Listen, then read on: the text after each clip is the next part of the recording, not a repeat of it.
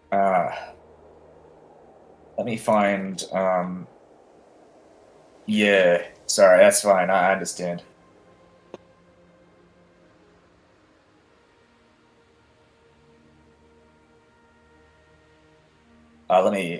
I'll type it down. I'll type it down.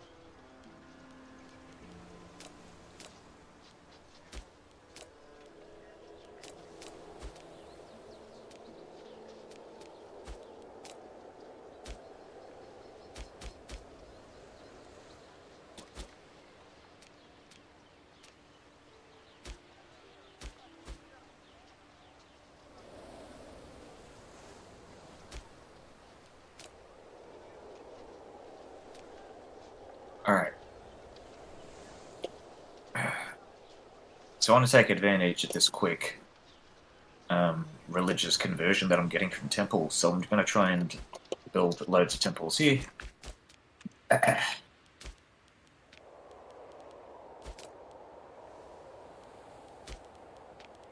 Also, I'm going to replace this guy as a researcher.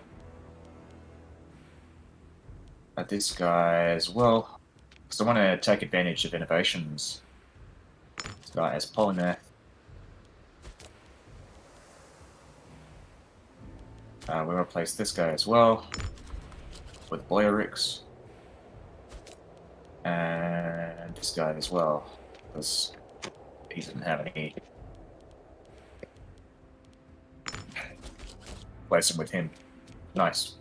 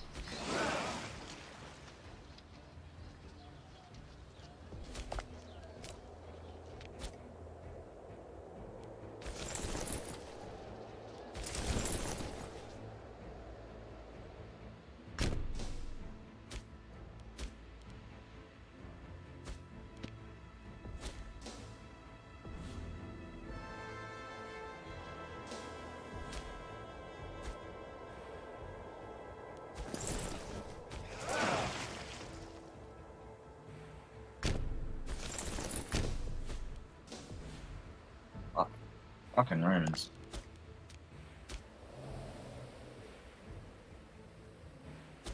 Oh, they're attacking the Macedonians. Look at that.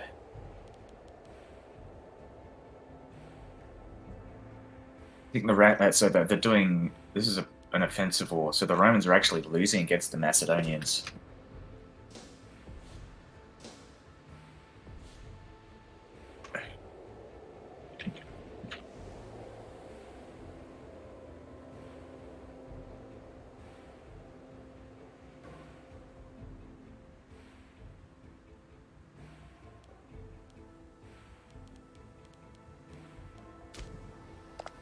How many Romans are there? Alright, so I can find 1,331 Romans. Nice. My plan at this current moment is to turn Roman culture into a integrated culture, so I can get Roman military traditions.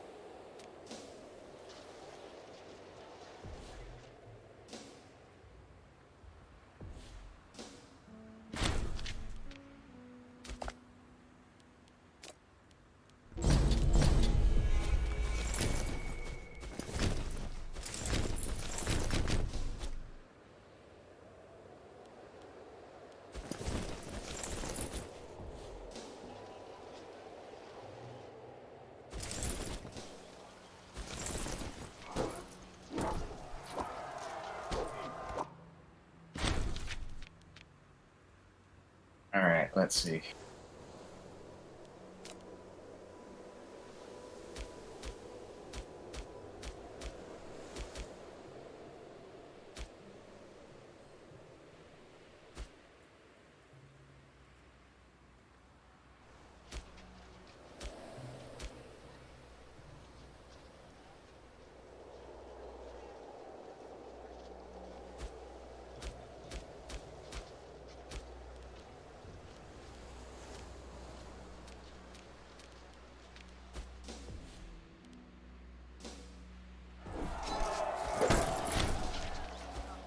Wow, what the fuck? I guess it's just because I was fighting on a fortification. It's insane though.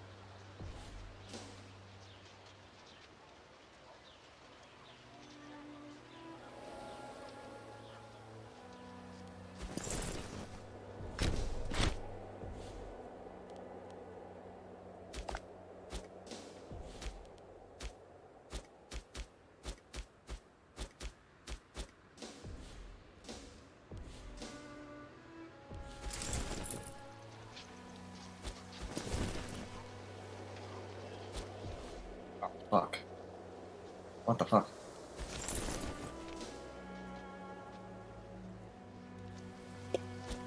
These barbarians sure came out of nowhere.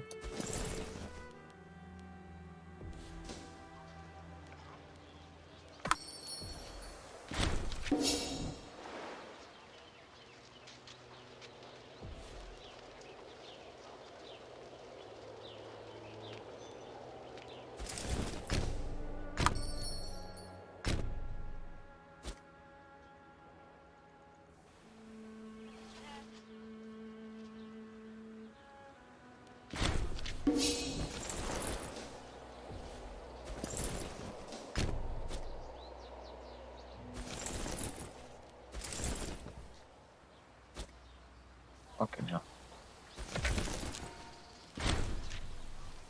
Boys Mercenaries has a mercenary leader with 0 fucking martial. How does that even happen?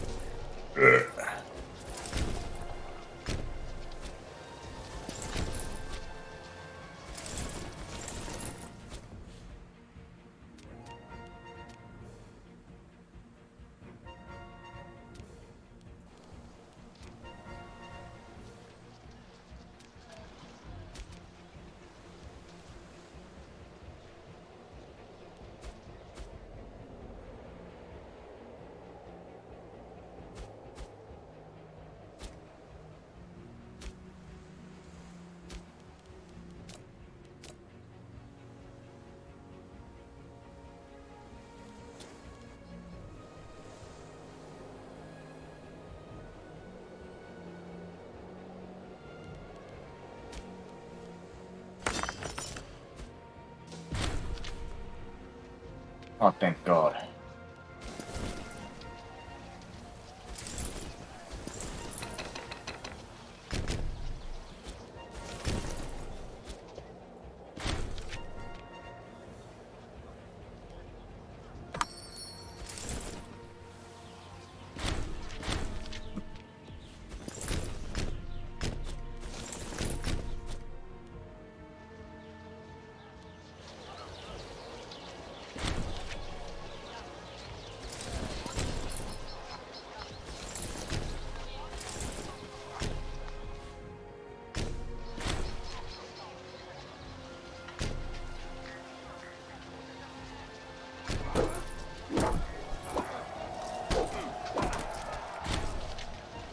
Let's start mopping these guys up.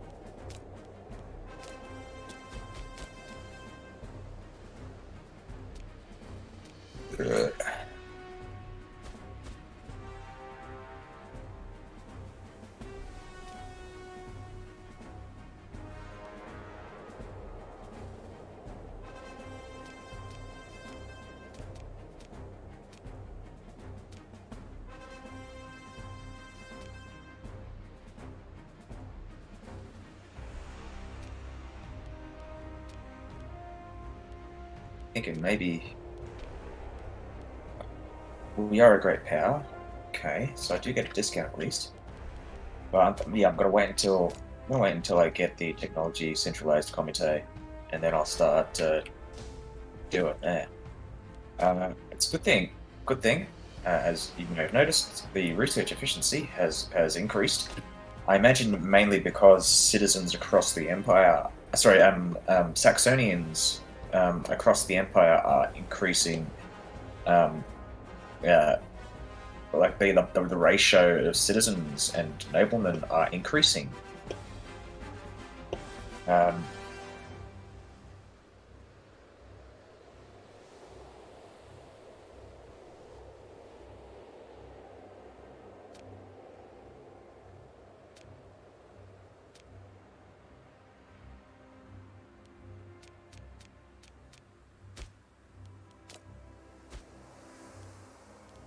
all right, yeah.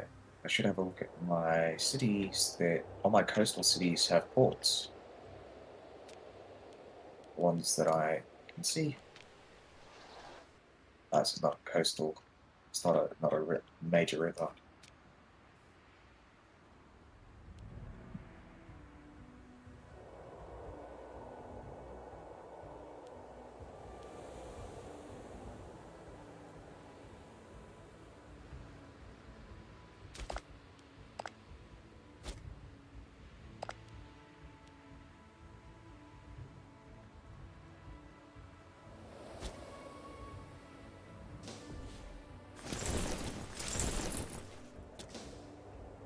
So yeah, I'm gonna wait for these guys to move here because we want to siege down this thing here. I'm actually also gonna start reorganizing these units. We're gonna go with we are on low army maintenance, so that's good.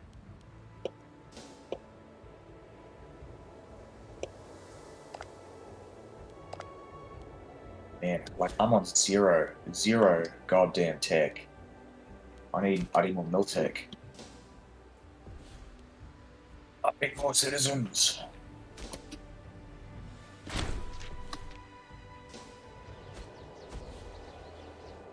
It's because I expanded too quick.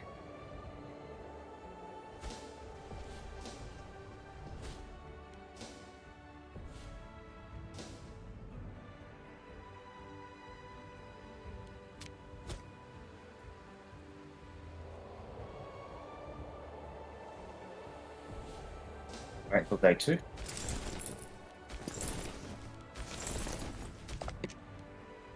And then we're going to declare war on Ayaduia.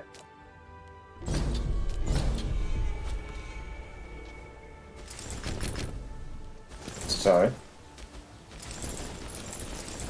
the goal on this first stage of the expansion is to wipe out Saxonia as quickly as possible, and then moving on to some of these smaller nations here, like the Virginia and Ambaria.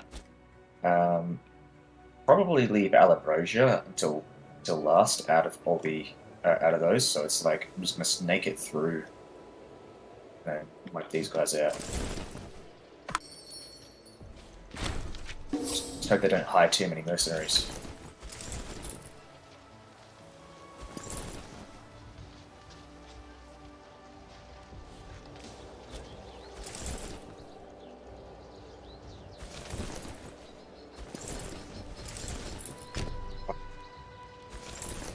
There is.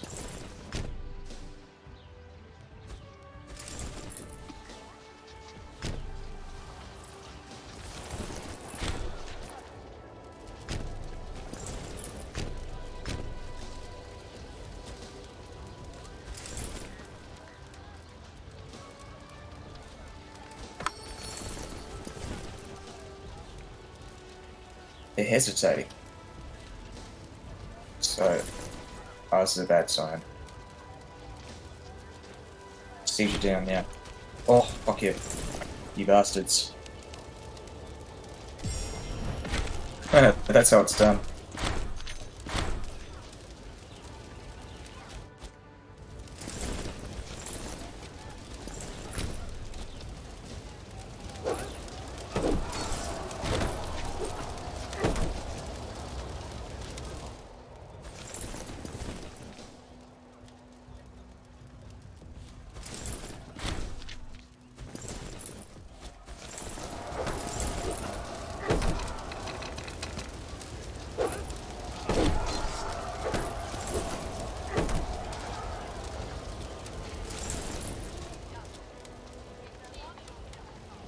Start reinforcing.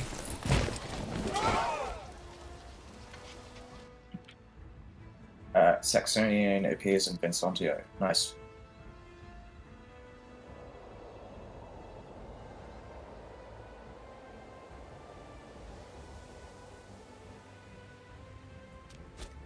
Laconia. I need to get some Saxonians from here. So 1, 2, 3. We've got Druidic Saxonians as well. I'd imagine we have a couple of Twistics as well, so it's not too bad. Give me Twistics. No Twistics. The religious conversion policy in this turret. I don't have religious conversion actually. When I think about it, so that probably explains it. Let's have a look at Twistics. Yeah.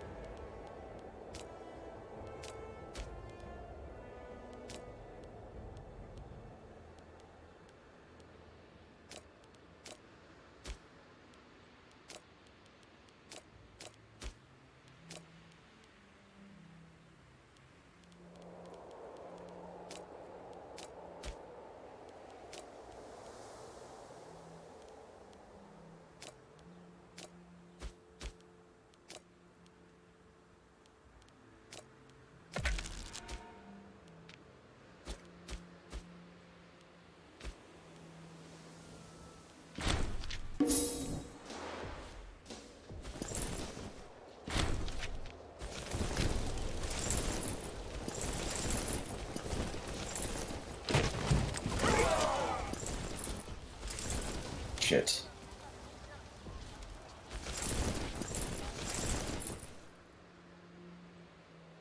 Okay, how am I gonna do with this? Only ships from Umbaria.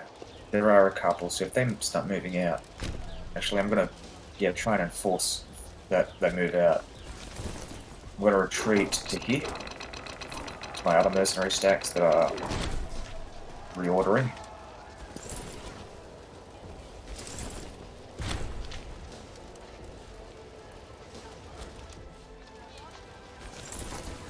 What is this guy doing here? Why is he... What the fuck? I hate it when they do that. It makes no fucking sense. But they do it anyways.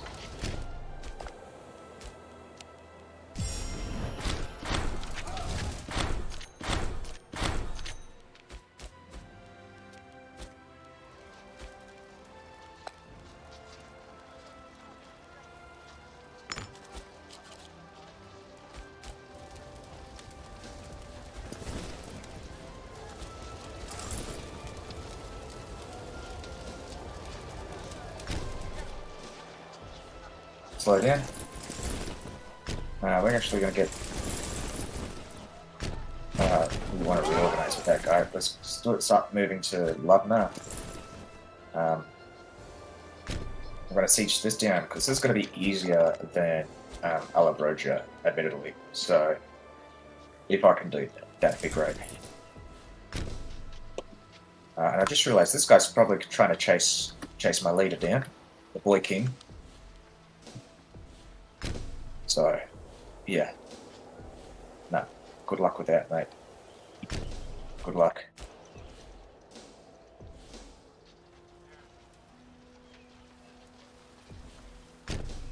And I just realized why this isn't doing anything. Let's each this down, the zone of control. It'll block this zone of control.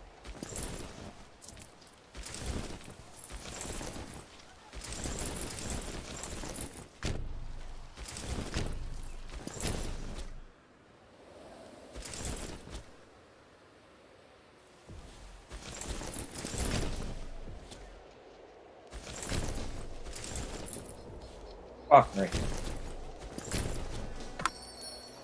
I can't wait to just completely decimate half of this army by piecing these guys out. Oh, fuck me. You fuckers. Ah, like they siege down one territory. One bloody territory.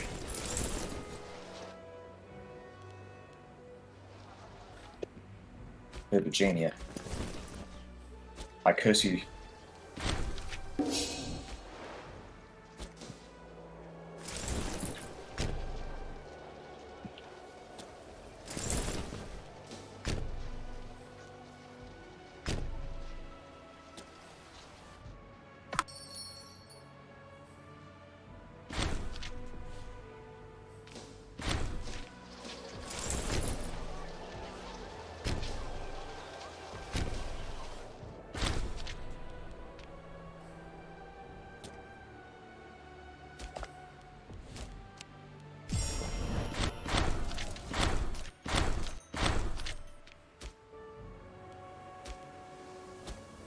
Oh shit.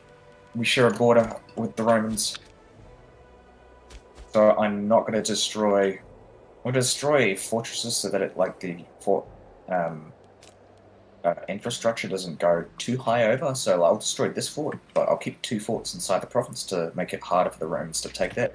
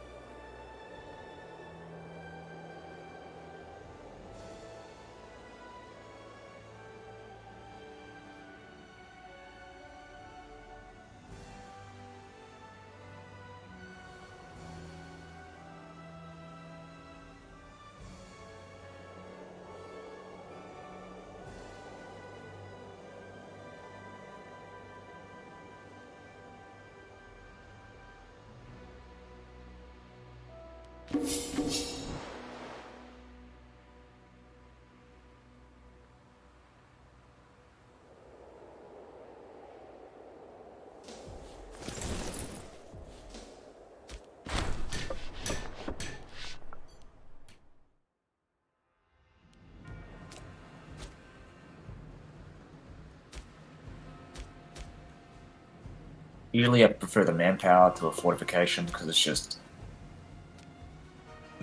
easier to think about. Not particularly for any, like, strategic reasons.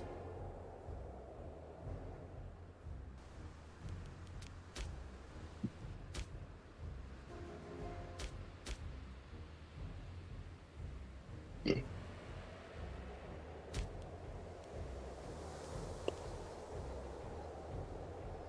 We need to be civilization level 30. That's weird, but I guess so. Alright.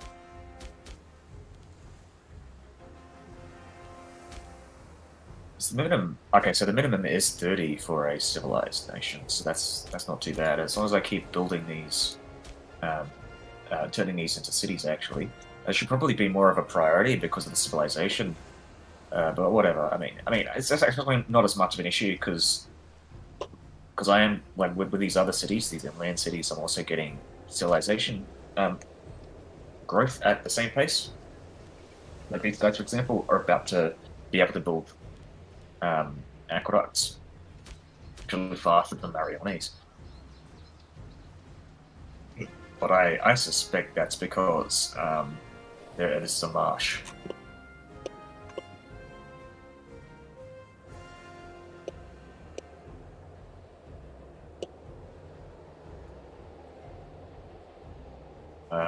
The Romans actually defeated the Macedonians. That is disappointing. Uh, Disappointing performance from the Macedonians.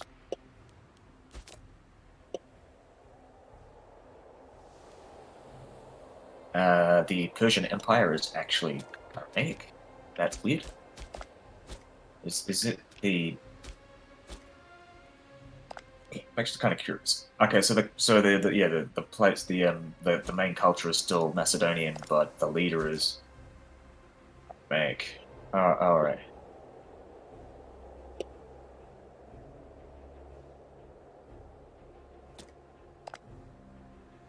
Actually, I just realized Armenia, like before, like they only had like bits in the Caucasus. Now they've expanded and taken massive chunks out of the quote Persians.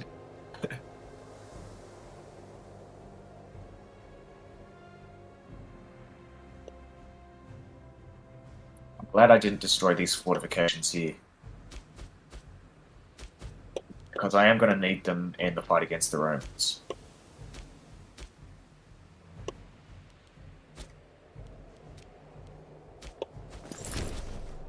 And I'll destroy this unit after I defeated the barbarians.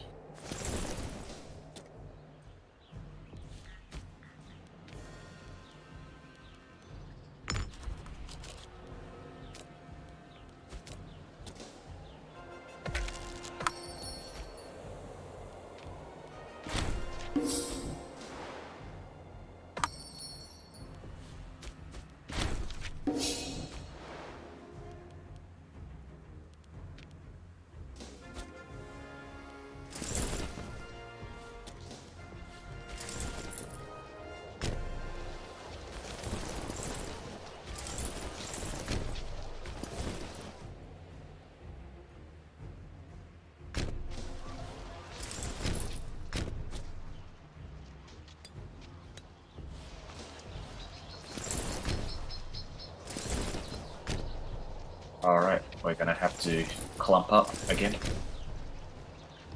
Oh, fuck me. Maybe... Okay, so the plan is to siege down and defeat the Allobrogians.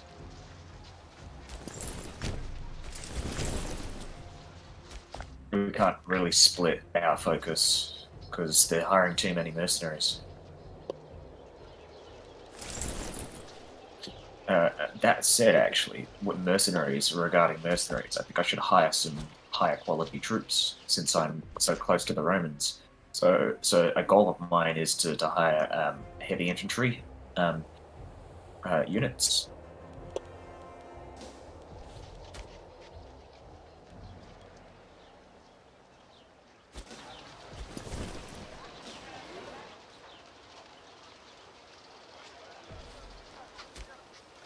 I'm gonna go with normal army maintenance as well.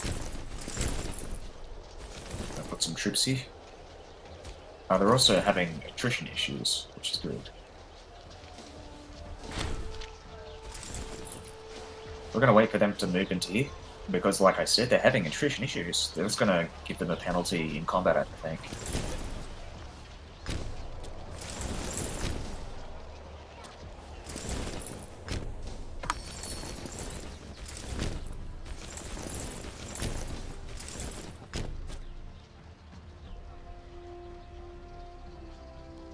Yes, Romans, trade with me.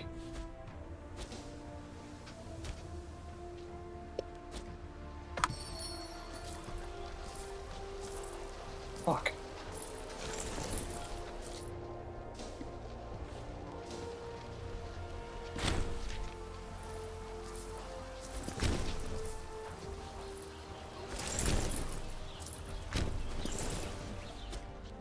This is bad.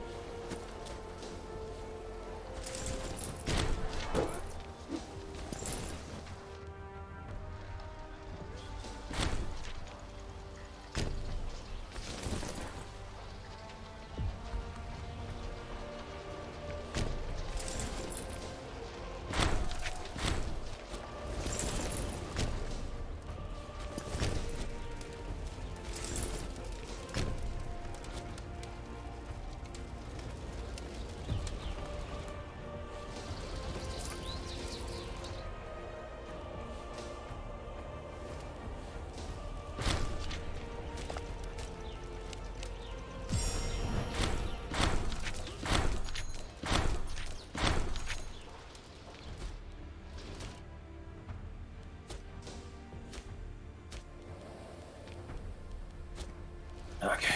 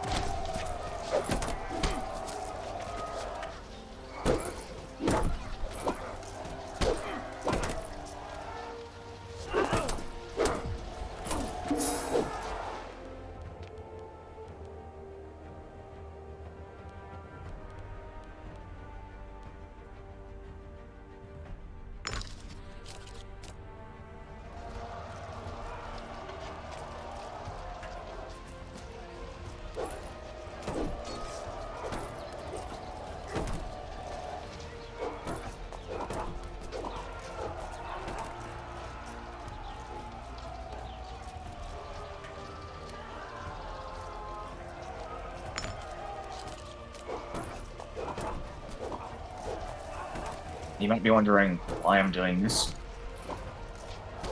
Well, my intention is to start another civil war soon because my stability is fairly low. So what I want to do is find a good person to piss off, like this guy who has some holdings, though he's not good enough. How many holdings? You have one holding. These guys, and what I should be doing is giving them free hands, because they're not corrupt enough.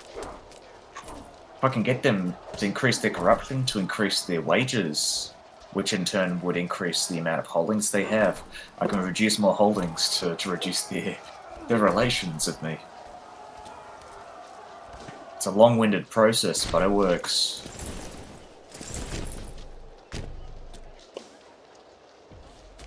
In fact, I want to do that with all of the heads of families. We'll give free hands. There we go. This guy's actually kind of perfect if you didn't have such high relations. Wow, what the fuck? But at least his heirs will inherit.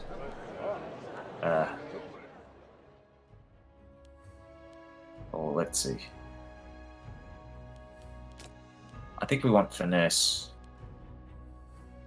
Finesse is definitely way better. So we're going to do that.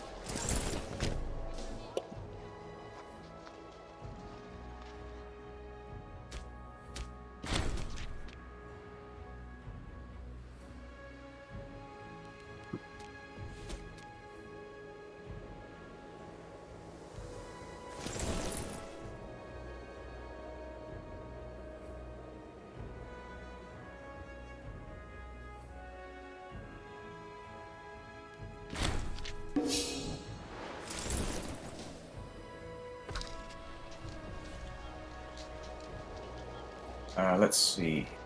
We're still doing divine sacrifices, it's just aggressive expansion is so high.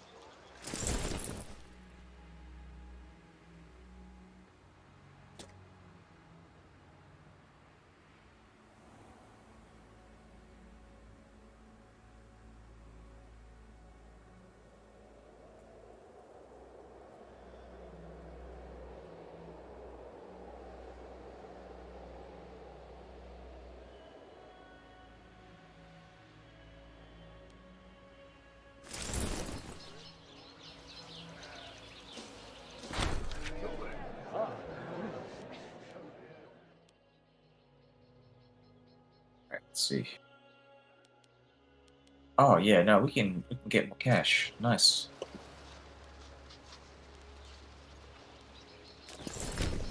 So have this guy move out.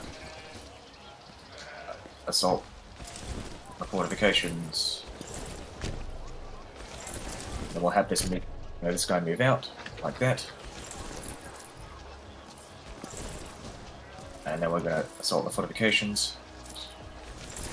Then we'll get this guy and this guy move back. I feel like I might just destroy this unit. I mean, disband. But probably not. Probably not.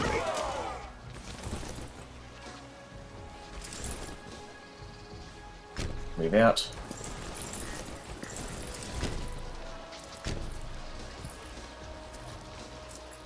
Assault. The siege.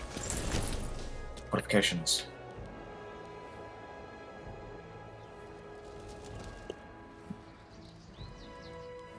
And then I should be able to piece these guys out.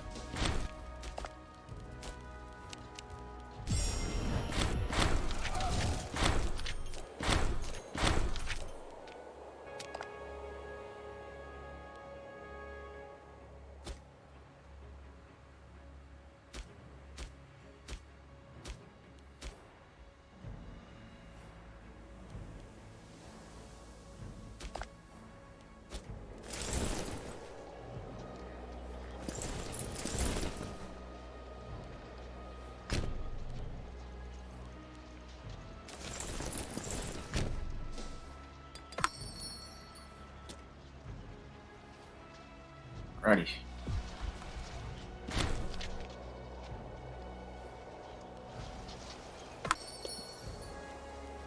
You may notice that some of these troops are attritioning. I don't mind that so much.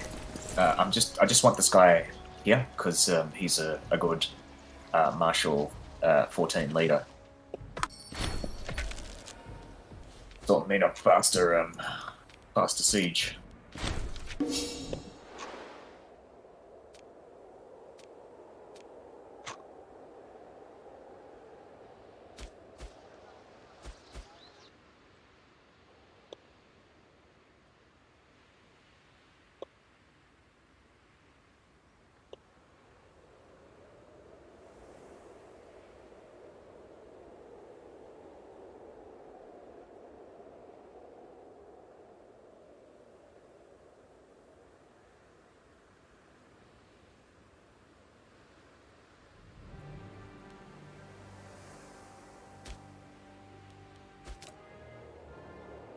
Yeah, this guy's a bit old, I've got to say. And he's epileptic as well, so he's going to die. So I'm going to replace this guy when I get the technology centralized comite. So I'll have cheaper. I think it'll be minus 50% government policy costs, so five political influence per change, which is very good.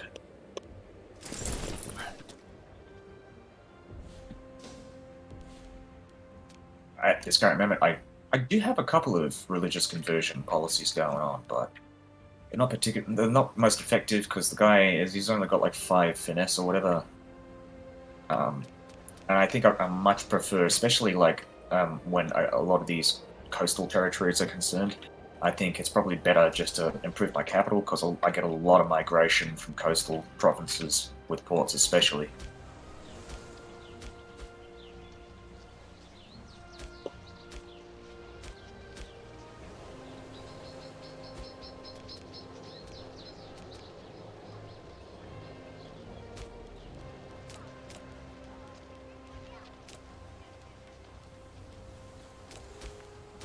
Want to move some druidics from the capital as well, just to take advantage of religious conversion in my other cities. I think it's probably time that I start turning these into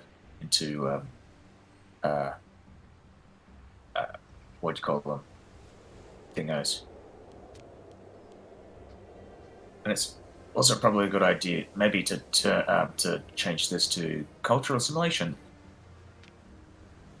Actually, I'll do that now. Because I'm going to get lots of religious conversion anyways.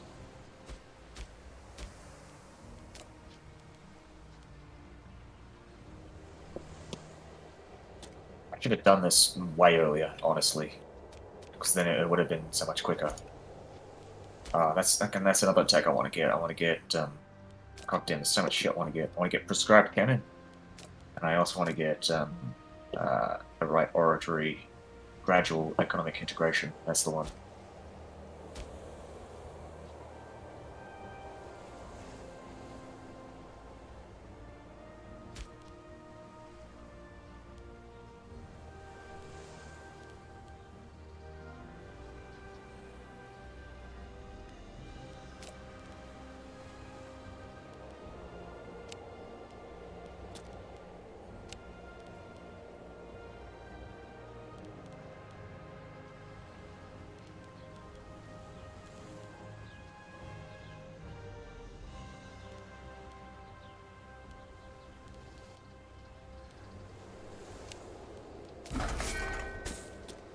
Livestock is also very interesting, very important.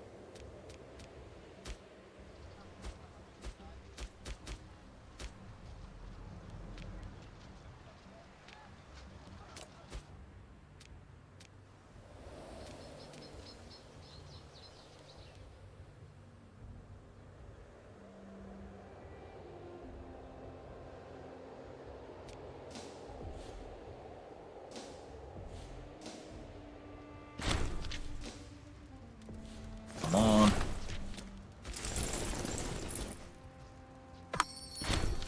Nice.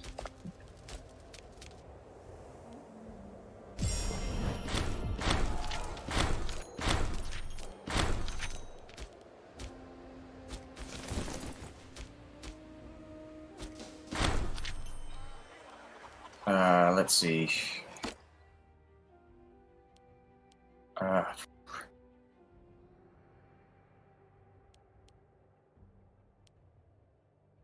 Whatever, it's not, I don't think it's that much of an issue. I'm gonna replace this guy anyways. I mean, the corruption that I get is actually gonna be fairly minimal, because, I'm getting pretty significant monthly corruption decrease, so... Okay, so here's what I'm gonna do, since I'm not at war, and I'm not gonna be at war for quite some time. Destroy all the mercenaries, because I intend to get higher quality mercenaries in the future. And also, gonna disband all the levies.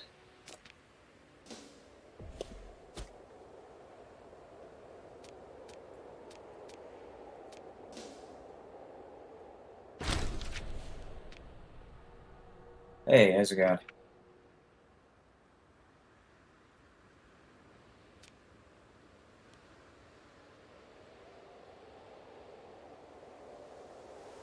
Why am I not getting traditions? Because, well, firstly, I've only got Celtic and Britannic traditions. They're fucking shit, right? Like, I prefer not to do that.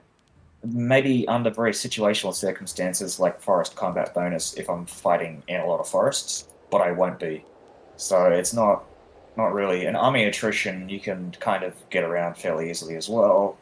I've already got all the useful stuff that you can get from barbarian traditions. So like enslavement efficiency, slave output, levy size, manpower recovery, and also siege ability, heavy infantry, offense and defense.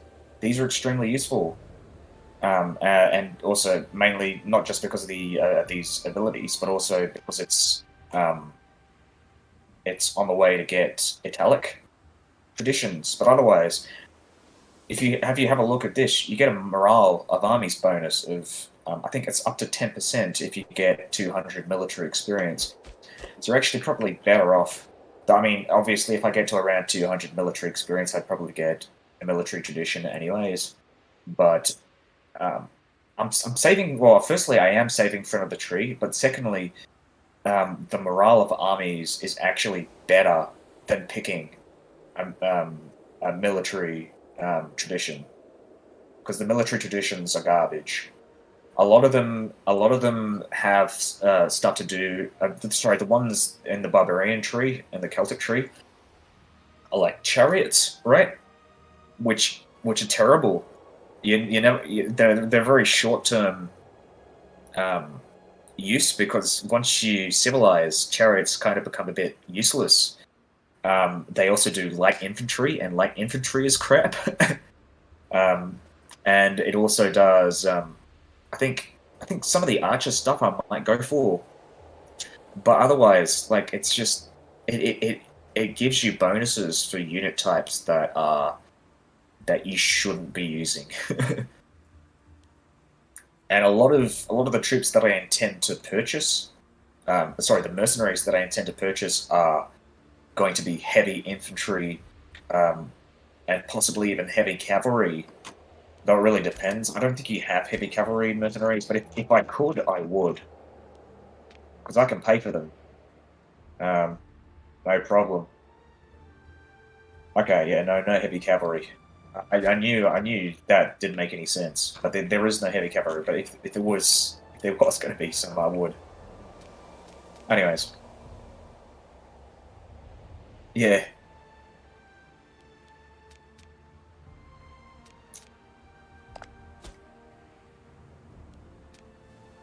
What am I doing? Yes, I have disbanded all the troops, and especially against Rome, right? Like, um, yeah, I'm not going to use light infantry against the Romans, especially if I'm like fighting on fortifications. Like heavy infantry is just amazing on fortifications, defending on fortifications. It takes advantage of I guess the penalty that Romans get for attacking on fortifications. I mean, not the Romans, but anyone fighting on fortifications. So that's the plan. Because otherwise, I would have no chance against the Romans. Like in terms of population size, they outnumber me like 2 to 1, and they have better tech. There's like six military techs ahead of me. So uh, I need everything that I can get, and the uh, the military tradition tree is just not good. It's fucking shit.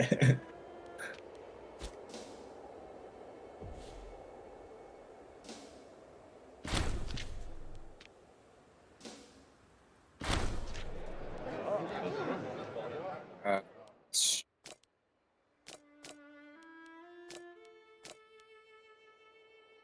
we'll go with Wolgast. Mr. Wolgast Theodes. Uh,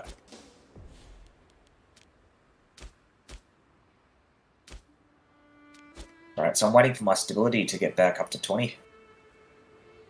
Um, I've increased my tyranny. Are you playing as Aravisia? You're kind of a noob, mostly know your way around, struggling to deal with the Roman threat. Forts. Forts and heavy infantry. That's the solution. And not only that, but also defending.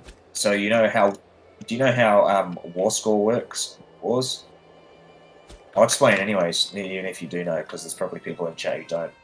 But essentially, what happens when anyone declares war, you have to go for a war goal, right? So you have a thing with the war goal called the war score tick. Yeah, essentially, that's the thing. So you want to fortify your border provinces with fortifications just in case, and they'll usually go for just the one war goal. From my experience, like when I fought the Romans, like just beat them, right, and did like a white peace, they usually just declare the war on the same province. So if you know which one they're going for, you can just fortify that province like crazy, and and fight the Romans on fortifications, because you can get massive, like, even if you can't like win the battle, you can inflict massive casualties on armies sieging down fortifications. So it'll be like a Pyrrhic victory for the Romans if they do fight you. Obviously, the goal should be to at least take some land off them, so you can like, so you can punish them in some way or another.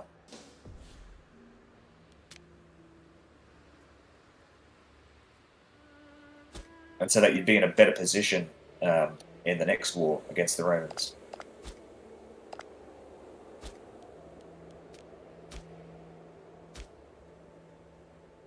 Oh wow, damn, that's a shame.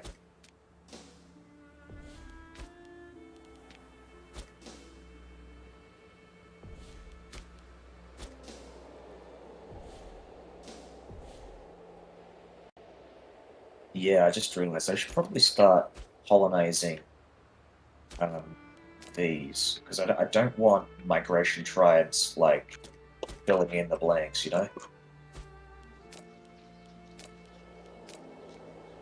I pretty much killed most of the migratory tribes. There's like one or two left.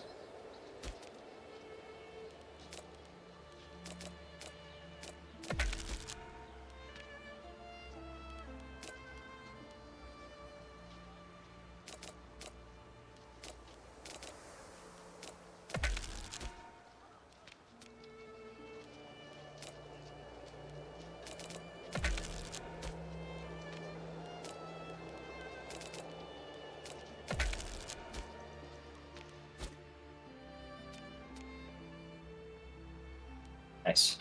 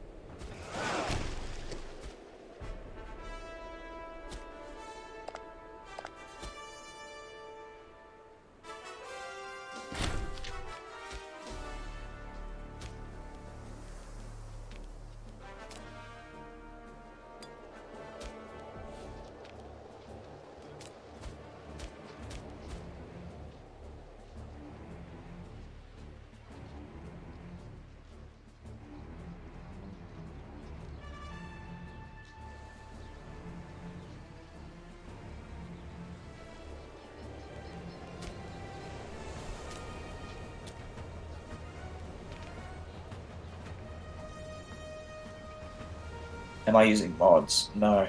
I usually don't play with mods. If I were to play with a mod, I'd play with like Imperator and Invictus. Yeah.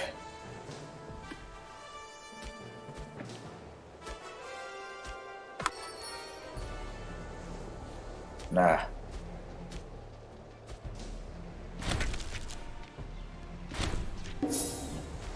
Oh, mainly because I'm playing for an achievement at this current moment.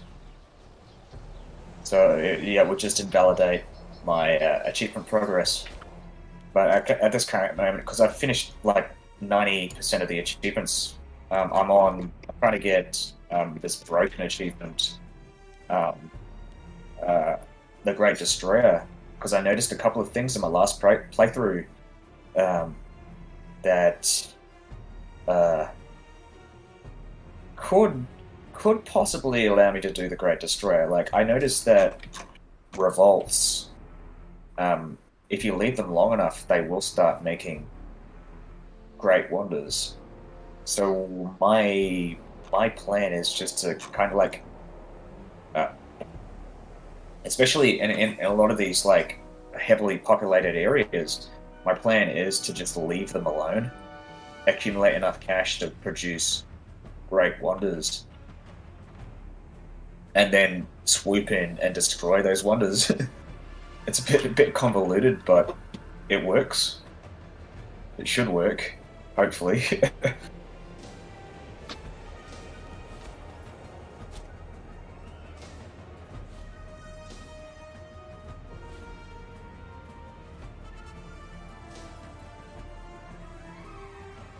And the annoying thing is, by the time this aggressive expansion goes down, I'm gonna be on pretty much like zero. People just build for you so you can reconquer them village. Yeah, exactly. That's the plan. That's the only way this achievement works. Because you can't destroy like pre-existing great wonders because the achievement's bugged. It doesn't count them as um, it doesn't count them as great wonders because I don't fucking know. I don't know why, but um, yeah. Obviously, you can't make your own great wonder. It has to come from someone else. So, and even if I can't get the achievement, which I'm completely fine with, I kind of like playing as I kind of like playing as tribes and getting them to civilize. So it's not a complete waste. I can't do any other achievements.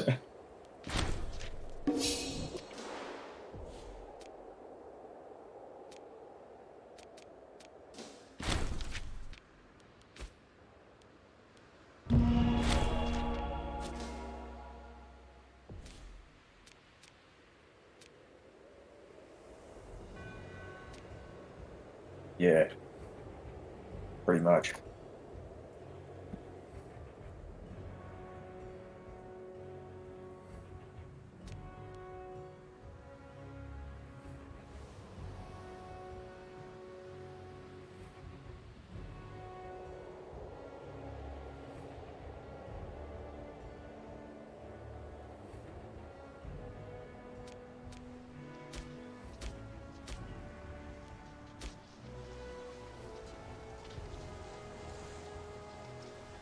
Nah, probably not.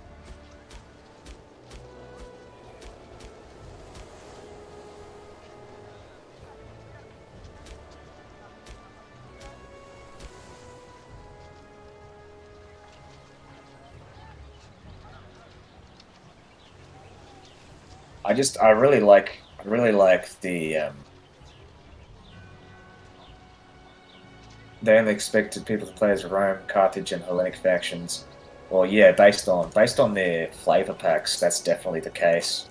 I mean, well, but the thing is, it's like because with a lot of these factions, obviously, like with Carthage, Rome, and the Hellenics, like there's a lot known about these guys. There isn't, and I guess maybe they kind of expect you to play as Moria, but Moria is a bit is less developed than the other factions as well, which I feel is a bit disappointing. Um, but yeah, definitely like I think it's just because they haven't developed they haven't gotten around to developing flavor packs for the other like cultures, other parts of the map.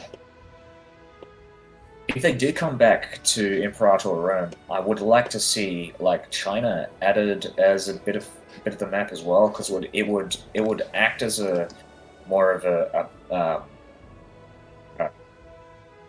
wouldn't say necessarily a deterrent, but like it would act as like a third wheel for the Magadha, for the Morians, because just because like the Morians only have really one way to expand. If and usually they'll deal with India fairly easily, like and then they've only got Persia, right? So from like a balance point of view, it makes sense to add China as like a just another direction, really, another direction of expansion, and also just a way to weaken the Morians, the Mauryan position. It's just having like a essentially corner of the map and like reducing the amount of directions that you can go on kind of makes you more powerful, as it were.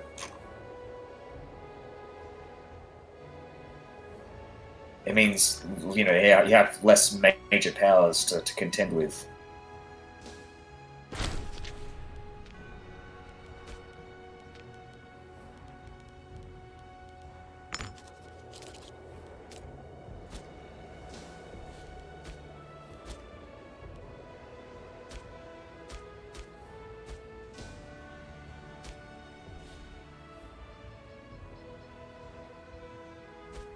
But yeah, there's definitely so much to this game that the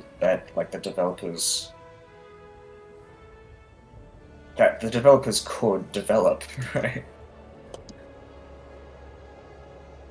Um, there's yeah, it's out of all the Paradox games, I'd say this has the most potential. It's unfortunate that they stalled development for this.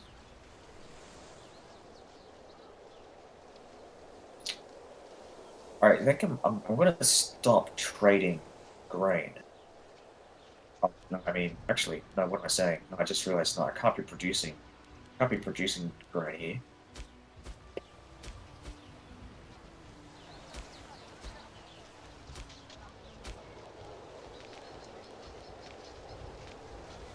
Yeah, that's one of the things I want to do. I want to essentially um, increase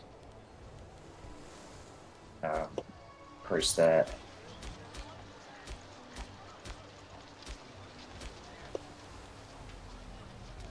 Okay, so if you're wondering what I'm doing here, I'm essentially trying to spread out the pops of the wrong culture and religion. Well, no, but it does one better though, because the mechanics, the population mechanics, um, culture, religion, and also the technology tree is much better than CK. Sorry, EU's technology system, I guess. It's a bit more like Victoria 3, I'd say, more Victoria in general, in terms of its scope. Like this is more of a society civilization builder than a than EU4 is, and I definitely say like in terms of like character mechanics, it is a bit lacking. I mean, CK3 definitely has that as going for it. But I mean, I don't expect the character mechanics to be too in depth for Imperator. That's not really the focus of the game, as I said. So yeah, I mean, that's not so much an issue, but it definitely has carved out an identity. I would say. I would disagree with you when you say that it lacks identity. It's probably got, in terms of like what the game is going for, it's better than EU and CK.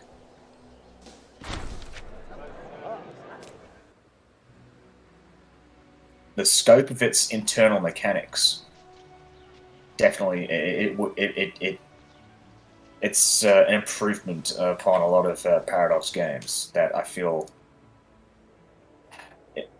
Unfortunately, it might discourage Paradox from introducing the same kind of depth to the internal mechanics of empires and stuff for these grand strategy games. But I really hope that isn't the case. Obviously, with Victoria 3, they seem to be like with a lot of the dev diaries that I've read, they seem to be moving in the right direction with that game. But there's always a chance. I mean, because I saw the dev diaries for this game and I thought this game looks pretty neat. But when the game came out, it was a buggy mess first off. but it also didn't really have the depth that I was expecting it to. But with 2.0, like if I can change the ball game.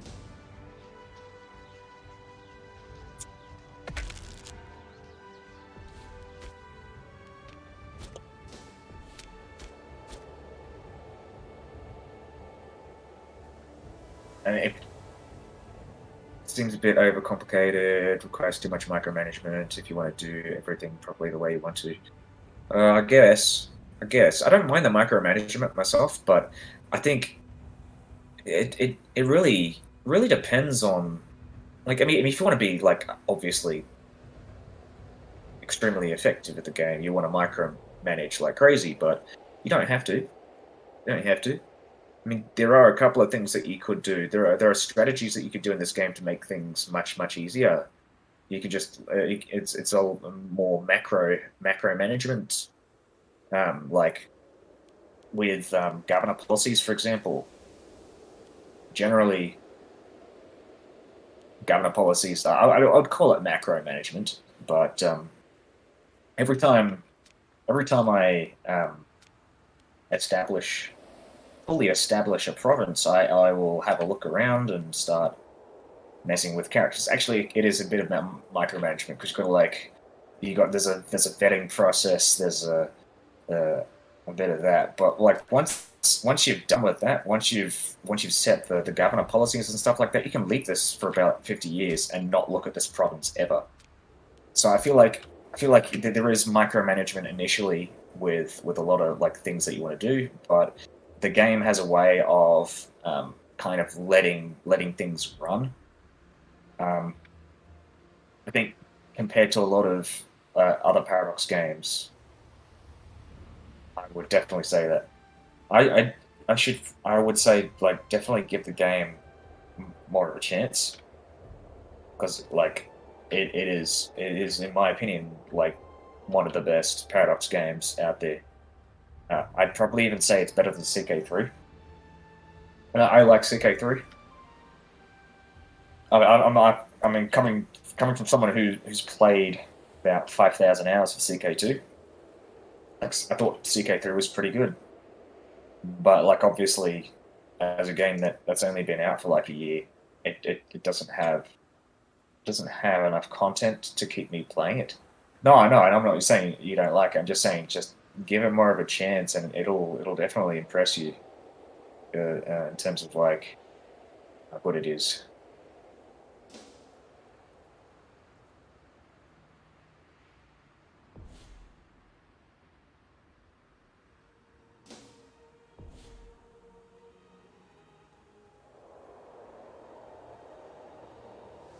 Oh man, I'm actually kind of hungry. I'm gonna go snack. I'll be back in a sec.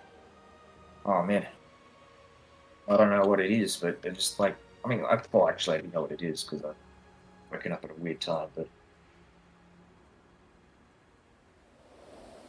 also micromanaging pops so you can expand and colonize. Yeah, that is a bit weird. I don't like how that works. I would agree with that. I think that's a bit gimmicky. um, but I imagine if the developers do come back to the game and get around to it, I think they will probably fix it. But yeah, the problem with it's a quality of life issue mainly, but also mechanically, I think that it is definitely something they could fix. But in terms of like quality of life, the issue obviously is like trying to find the pops of the right religion and culture. And it's very hard to find that in the list. I've kind of trained myself to spot that shit, but yeah, I understand. It's definitely not very good. But I think that's one of the few issues I have with this game. Like in terms of quality of life, like especially like 2.0, like it's fixed a lot of issues. If you expand too fast, it takes ages to convert and assimilate pops. So when I get back, I'll explain to you how you convert and assimilate pops quickly. There's a strategy behind it. So I'll be back in five.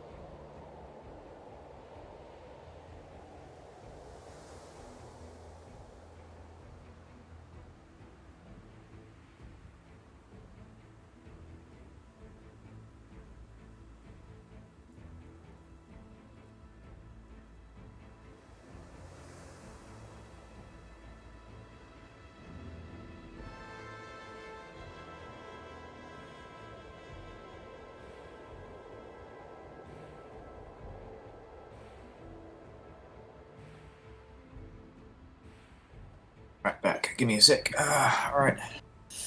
I'm just gonna see where I'm at. What am I doing?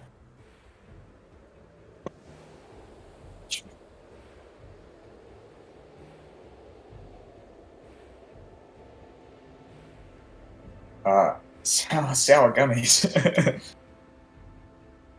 It was that or like peanuts. Roasted peanuts. I was strongly considering that, but fucking sour gummies. I don't know. All hearty me, exactly.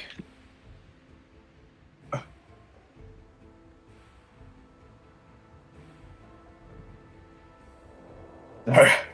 What was I saying? Yeah, so yeah, religion, and cultural assimilation. So one of the things that you might not know, being a noob and all, is that religious conversion is much, much quicker than cultural assimilation. So if you look at, I'll get two examples here. So my capital, if you look at the primary religion, it is Tuistic. And as a result, you'll notice in here, barely any negative modifiers. If I look here, massive negative modifier because of the dominant religion and so forth. I think you can also argue that the reason why there's so much here is because of the Great Temple, but I'll get around to that later.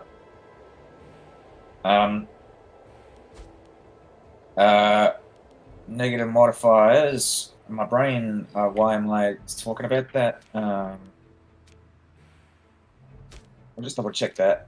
Double check the negative modifiers. Yeah, so you get like not Tuistic religion. Dominant religion is not state religion. This is one thing that you'll notice with cultures as well. Primary culture, province, zero negative modifiers. Loads of negative modifiers because not only is it not the right religion, also not the right culture. So, but if you look at, let's find a place like here, which has, actually that's really not that much higher. Actually, honestly.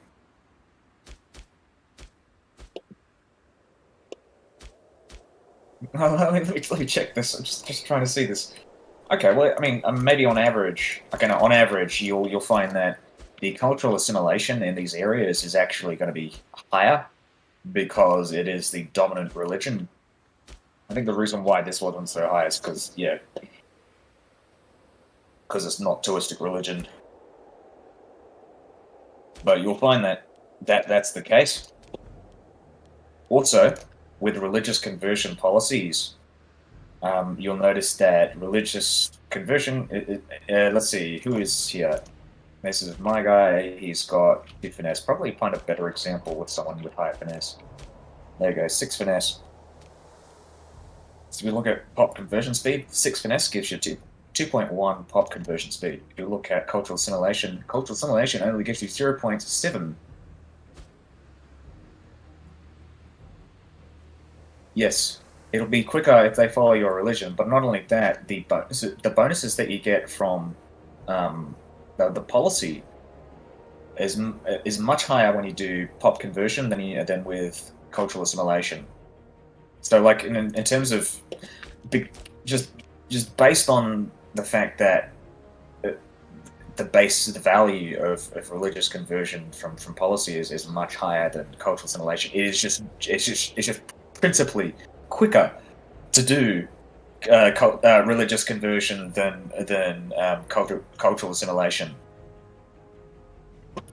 It just not only that, but I think in terms of technology, you also, if you don't want to spend political influence and you just want to spend cash, because you can do that as well, or you can do both really, but you can get the Great Temple city building here, and it only costs you 3 technologies.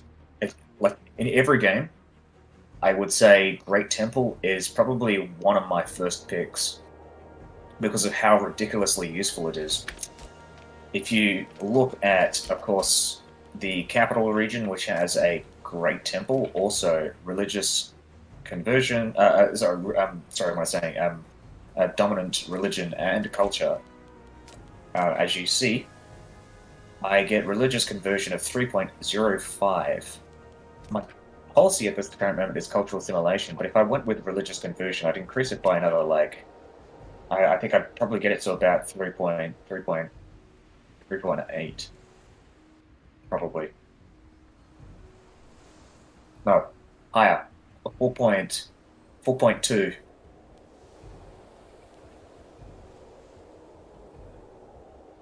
But I think 4.2 is overkill, especially if you spread your pops. So one of the strategies that I have in this game, I mean, you can do it any way you want to, but I think the most effective in my experience is to have a province with, firstly, with lots, capital province, I should say, with lots of coastal provinces, or really just lots of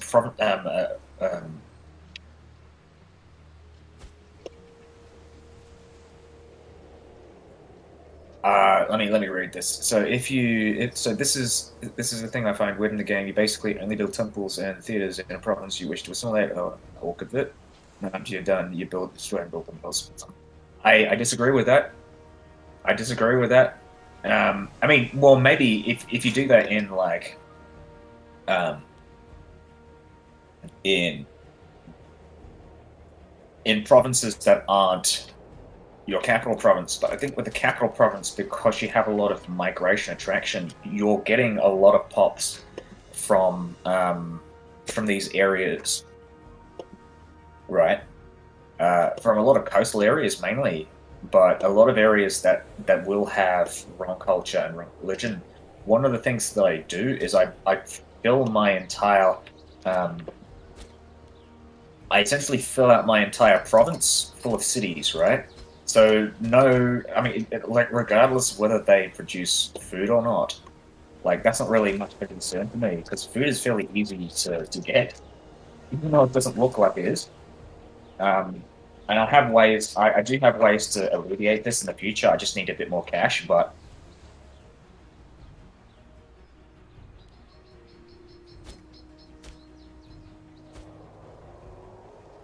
right, give me a sec. Essentially, what I do is I build great temples and theaters like here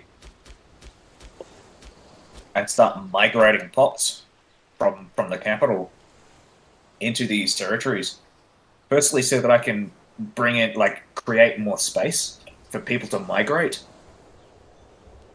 Because the more space you have, the more migration you have going simultaneously to the same city.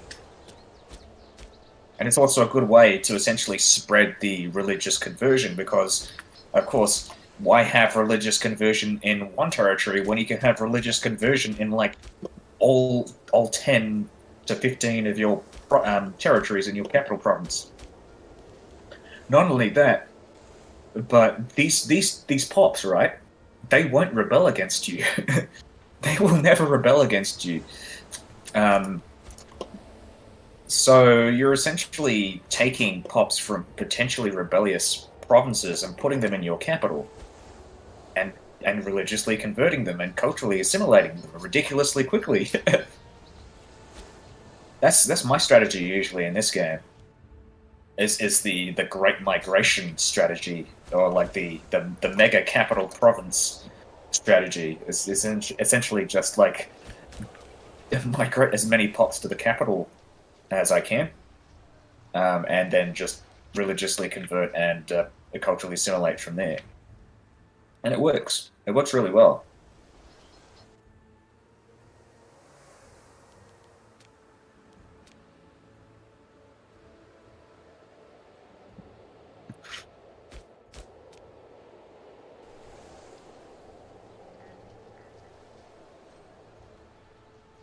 So you import pops to the capital to No, you spread them out. You spread them out. You essentially want to decrease the amount of pops that you have. So you want two things in your capital territory. I should say territory, not province. It's very specific. I'm talking about your actual capital. So two things you want to have here. You want to have lots of population capacity and less pops. Essentially, open vacant spots. Because it means that you get more people migrating simultaneously. It also means slaves have a higher chance of going to your capital if you have like lots of slots, because effectively, I think in the background it increases migration attraction if you have more vacancies. So essentially, you want to spread them out as much as you can. I mean, the reason why I'm building the great temples and the grand theaters in these territories is so that I can take advantage of the simultaneous religious conversion and cultural assimilation.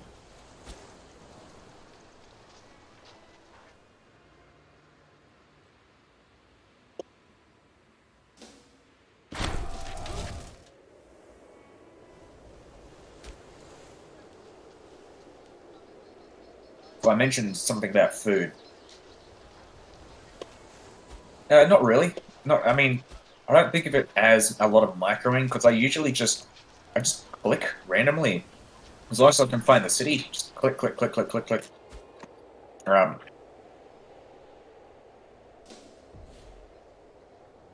I mean, I guess maybe it is a lot of microing, but I breeze through this stuff fairly quickly.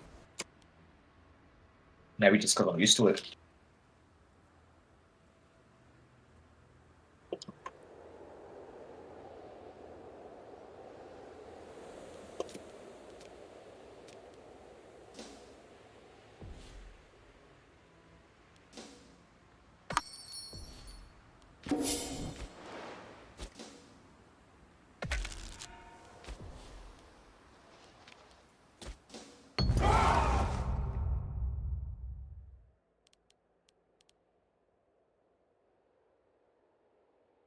Uh, oh yeah, you can cover the costs. I don't care.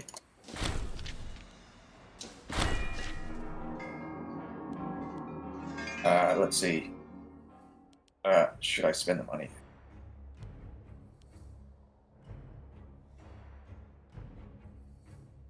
Yeah, my stability is going down really quick. I'm going to do Divine Sacrifice and then Raceless Behavior. Because I am very close to reaching zero um, stability. Uh, I mean, zero stability increase, decrease. So at this current moment, I mean, because I'm waiting for the next conflict with whoever I come in contact with. I kind of want to micro as much as I can, so I can be in the best position that I can be to fight the Romans. So, like developing this capital area is definitely one of those goals. All right, we want to get some uh, more druids. Pop the druids.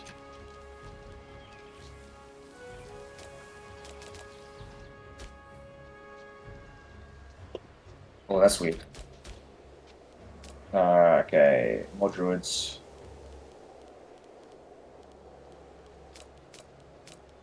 That's weird. I'm running out of druids to. How do I handle war? Do I control all my enemies? No, I don't. I don't trust the AI. I mean, I heard the AI is apparently pretty good, but I don't. I don't trust it. I usually micro my armies as well, especially right if you're fighting a big enemy like Rome. You want to prioritize fighting on forts. I'm not sure if the AI can handle that or understands that as much.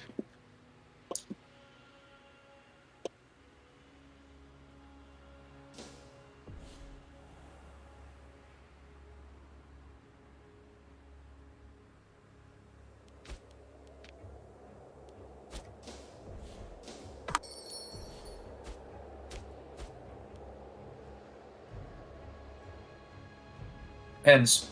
It really depends.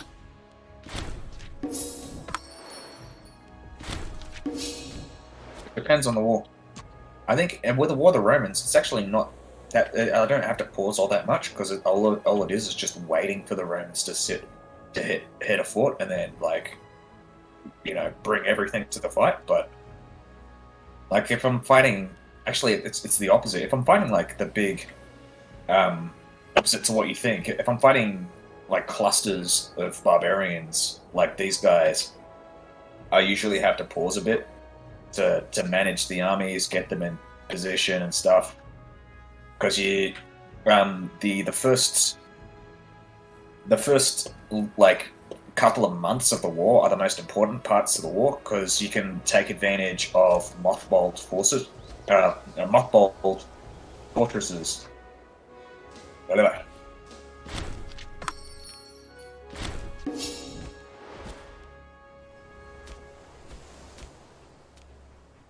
That reminds me, we want to take advantage of the. What about army stance? Do I bother with that? No, not really. Unless I'm fighting the Romans.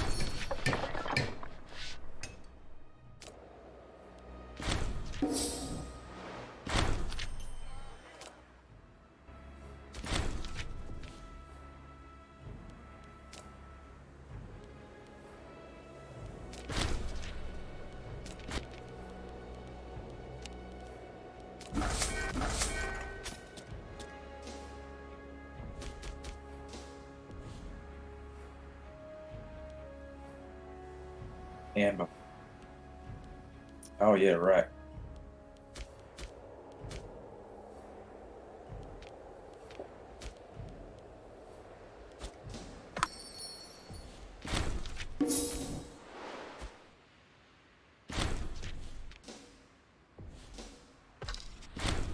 Yeah.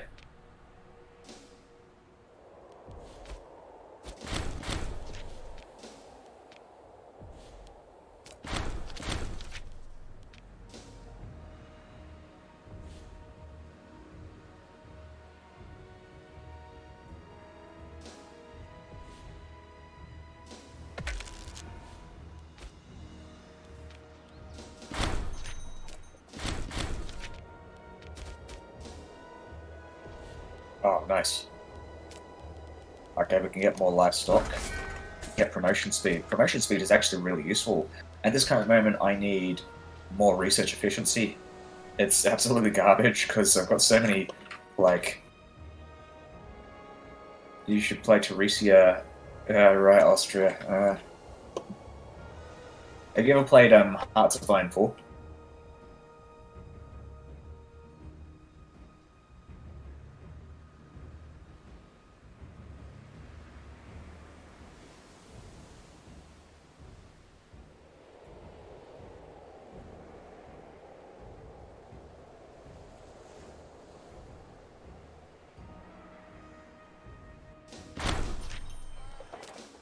No, right. Well, there's an achievement for Hearts of Iron 4 called Australia Hungary, which is as Australia try to conquer Austria. It's one of the first achievements that I did in that game. Yeah, it's pretty good. Australia is actually really fun to play in Hearts of Iron 4. If you know, I mean, obviously you have to play as the fascists for it to be fun, but like it can be really fun to play because there's a way to get a massive pool of manpower as Australia. Essentially, you do like a civil war in Indonesia. Obviously, you want to fight the civil war as a volunteer on behalf of the fascist civil war. But once you finish that, you can declare war on the fascists that you fought on the side of, and essentially puppet Indonesia and take all the manpower, like all like 2 to 3 million troops, and essentially turn Australia into like a great power by doing that.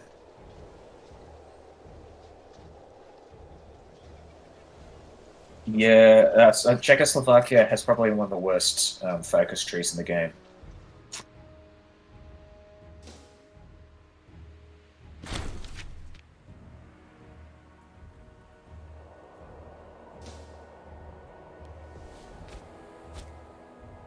Also, the worst position in the game as well, but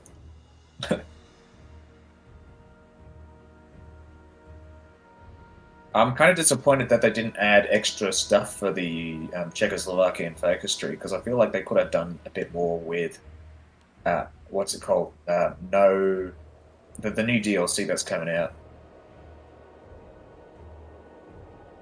No way back. No step back. That's the one.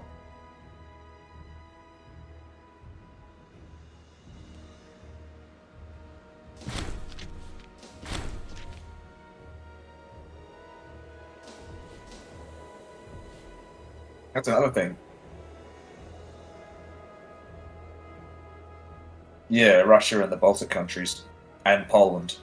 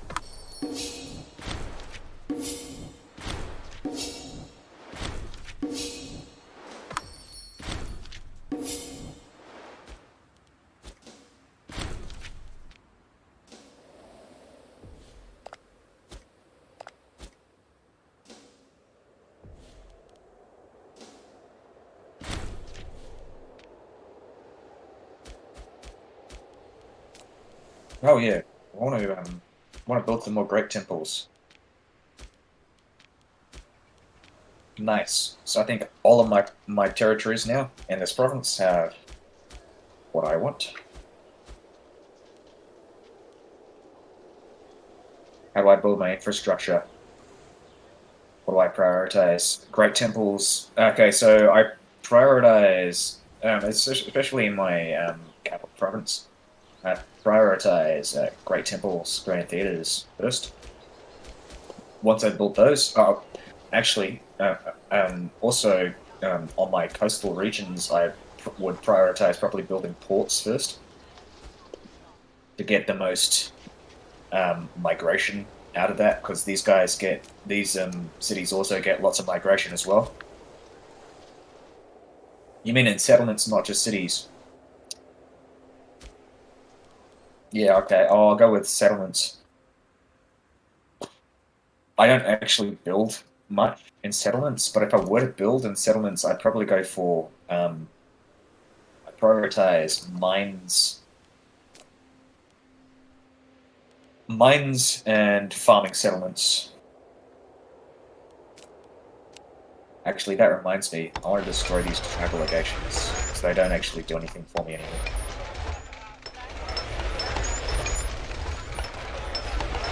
Oh yeah, and that's another thing. You can get a lot of money out of tribal legations.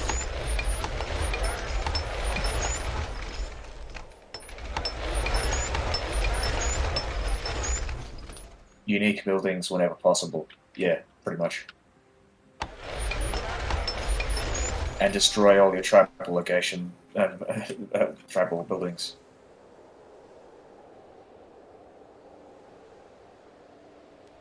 I got like $1,000 from that.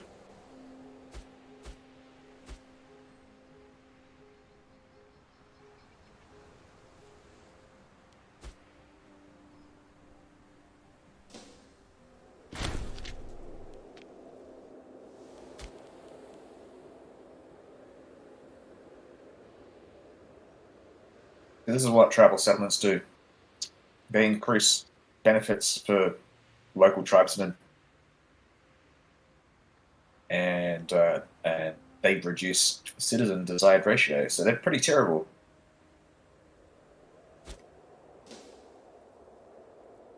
Because you don't get much out of tribesmen anyway, so... Oh, more money. Nice.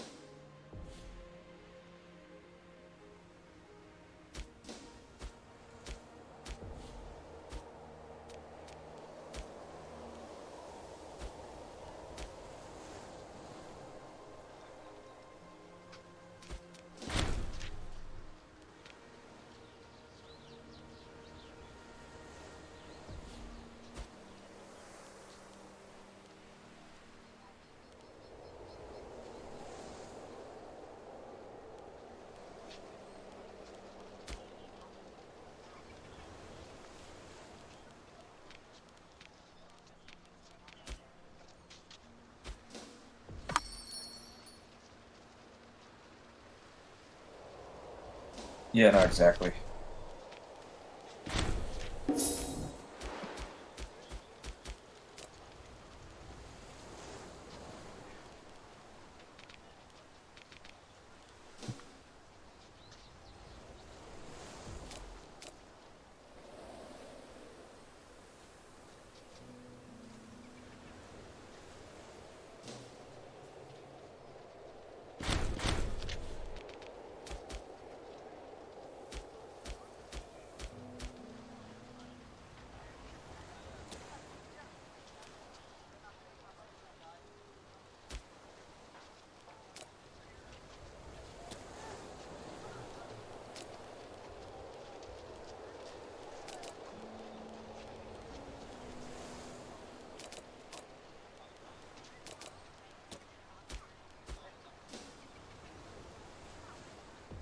Yeah.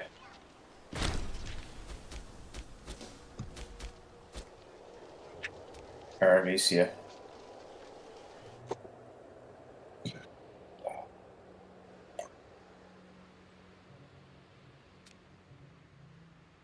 I'm not sure where they are. I mean, I imagine they're one of the Gallic tribes.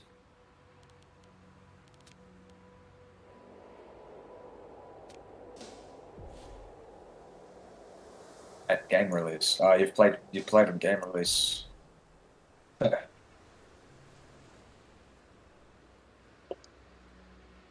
Oh, oh, these guys.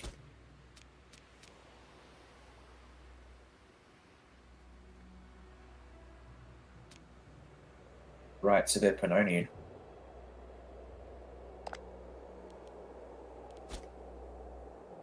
They start as a migratory tribe or a settled tribe.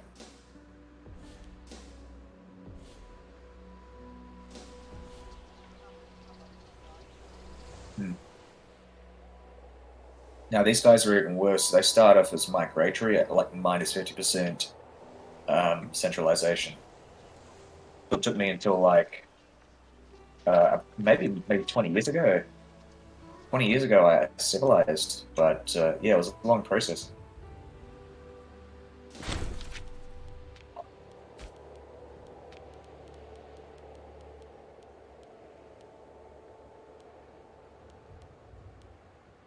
And there really isn't any way to like speed up the process of centralization. You have to rely on luck, on getting those events that give you 0.03 centralization.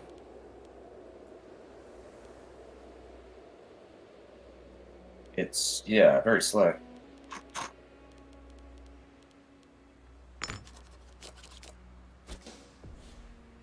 How's it going? Yeah, no, but like like at minus 50% centralization, yeah, you're waiting a long time before you can pass like the second tier of laws. Like the first tier, you can pass at any time. The second tier, you need to be at like 10 centralization, so it's pretty bad.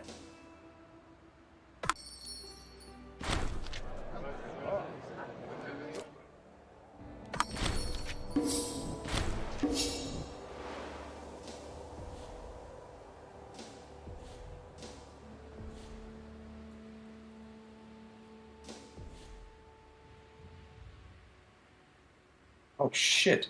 I just realised I'm on positive stability now. So here's what I'm going to do. I'm going to hire some mercenaries, some high quality mercenaries too. If I can get some that are close enough. Oh yes, perfect. These guys. We'll get where's Massilia? These guys as well.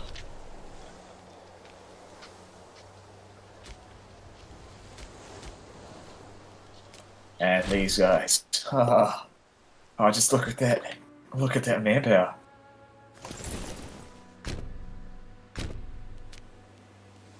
We'll reduce army maintenance for now. We're keeping fort maintenance on low as well. But I'm buying these guys as a deterrent against the Romans, but also just as a really good way to fight the Romans because they've got massive heavy infantry ratio.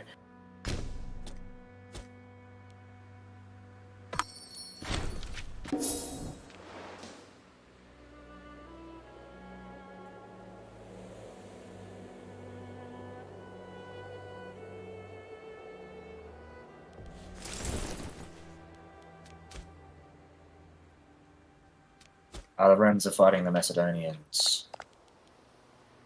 Oh, and the Macedonians are actually winning. I think. Yeah.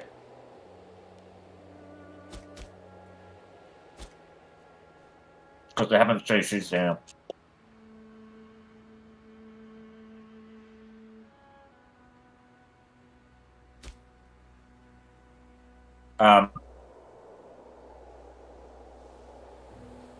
I always forget to use automatic trade. I mean, I'd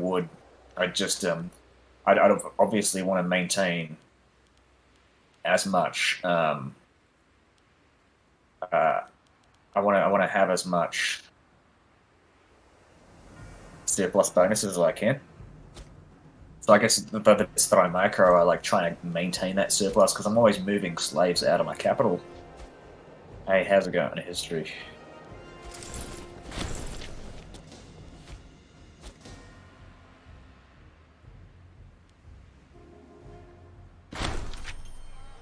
It's intentional.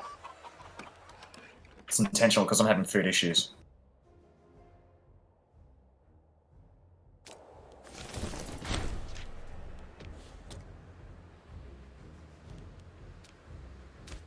Because I turned all of my territories into cities, so I'm not getting any food. So the only way I can get food is by importing it. The way to get around that is to essentially produce as many nobles and citizens as you can, because that increases the amount of trade routes that you have. Which is why I have so many cities in the first place. Like I want to essentially increase that bonus. Hey, how's it going?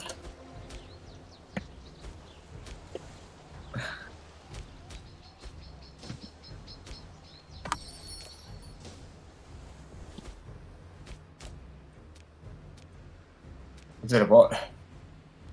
It probably is. I don't fucking know.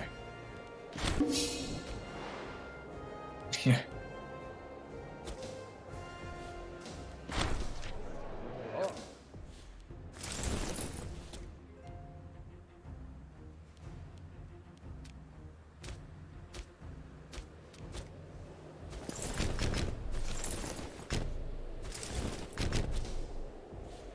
Yeah, I'm streaming this on YouTube as well. Mainly because I want to save it on VOD, because I can't be bothered to do that manually on Twitch. Because it doesn't actually save the content. So the best way to do it is just to stream it on YouTube, because it'll save. Yeah.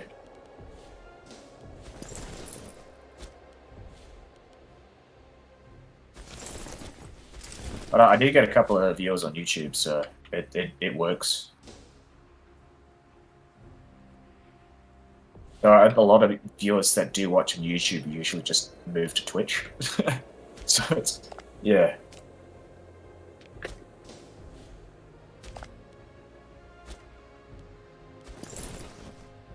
Alright, I am going to reorganize these units so I can get my morale back quick. Oh, jeez. Oh, that's not good. I'm on low army maintenance as well, so this is, yeah, painful. Unmarried ruler. Oh, I'm 16! Yes! Finally! Alright, now I can get, like, more political influence, which is pretty great. And arrange marriage.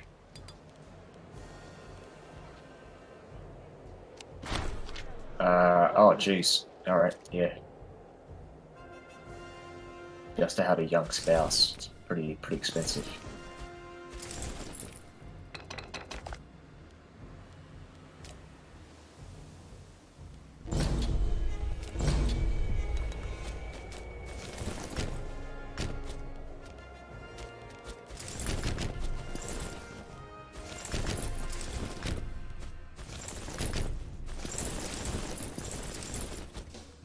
Okay.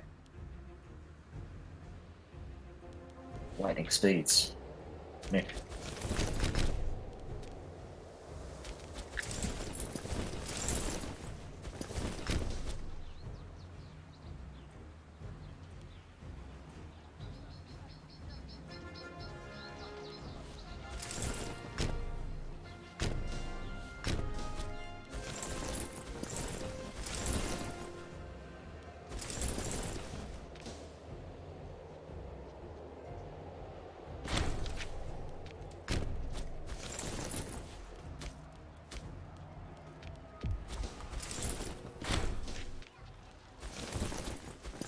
Nice.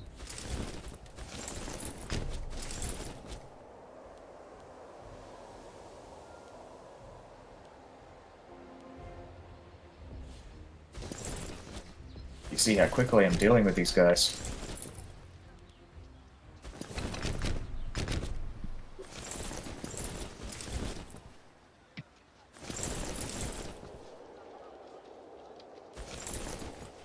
To be fair, they're fairly easy because I'm high quality troops. Alright, see it.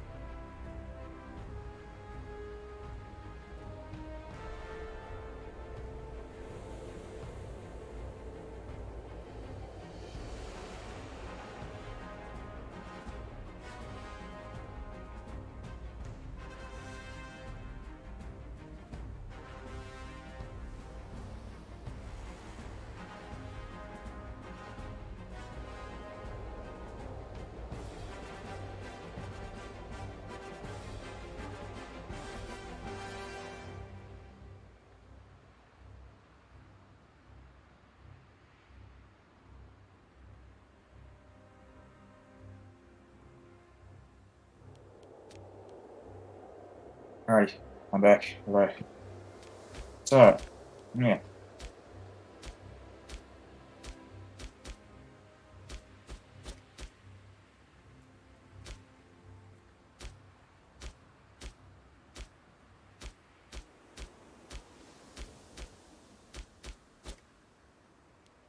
What am I doing?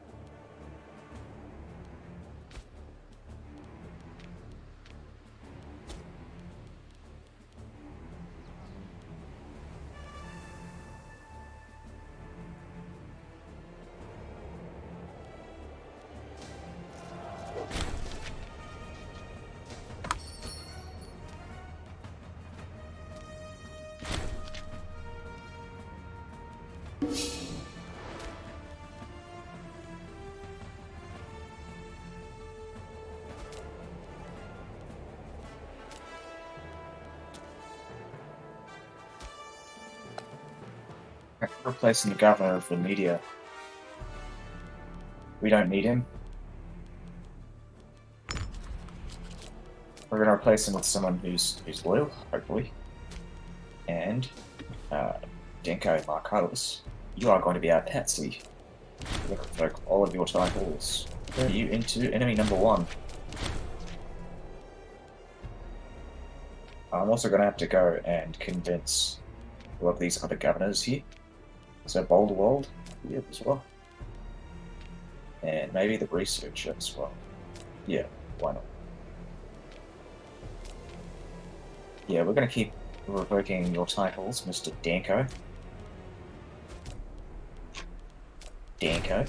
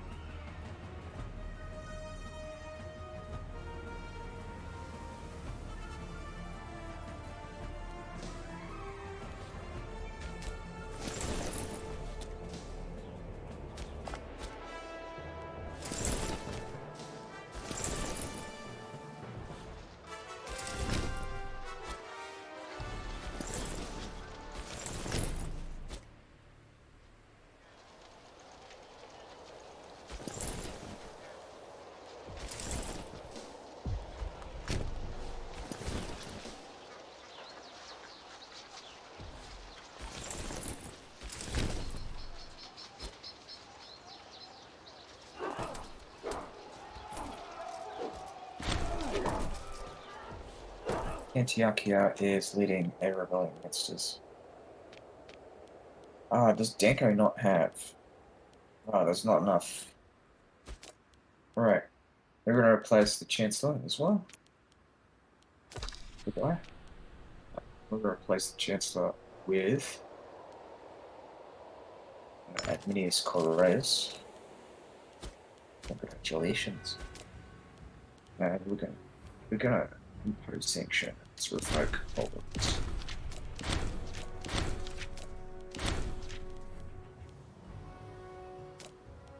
And impose sanctions, there we go. Nice. A bit overkill, but good enough.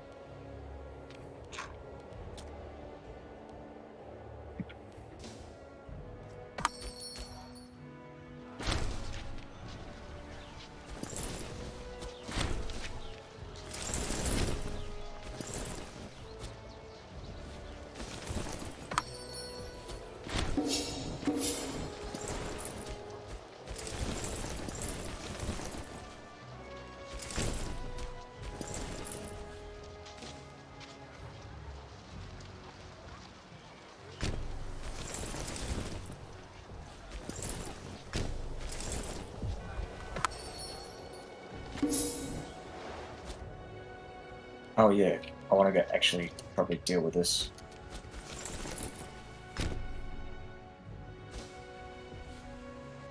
Oh, they got legions. Bloody legions. Hopefully they'll also build a Great Wonder. That's one hopes. There's always a chance they don't.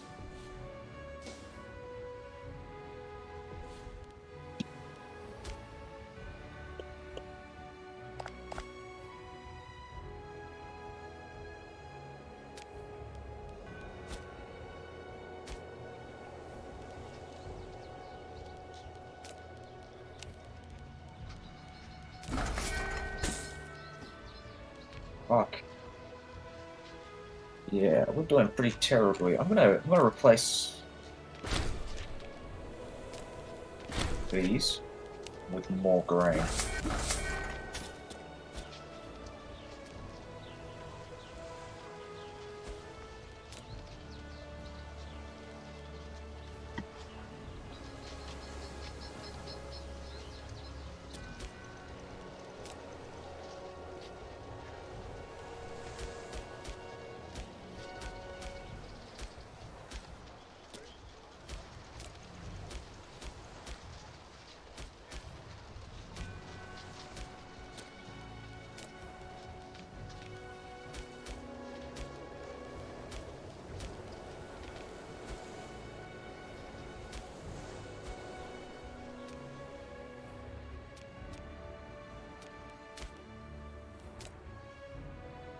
Fuck. Oh, I forgot about this. Oh well. Well, my character dies. If he dies, I don't know. But when he dies, I'm going to take advantage of the legitimacy that I would get at the start of the run, start of his reign, and enact cultural dissemination.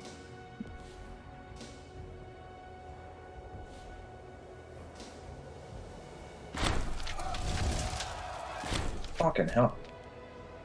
Jesus.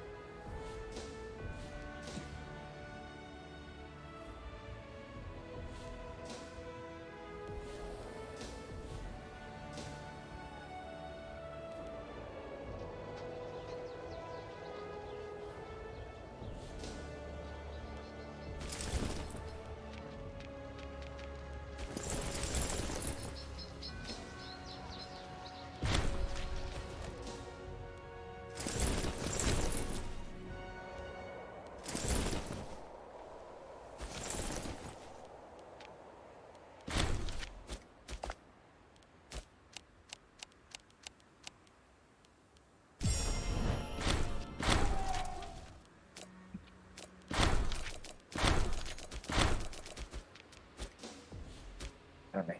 Finally ended that. That was like 10 years. 10-year war. Mainly because mainly because it was too expensive to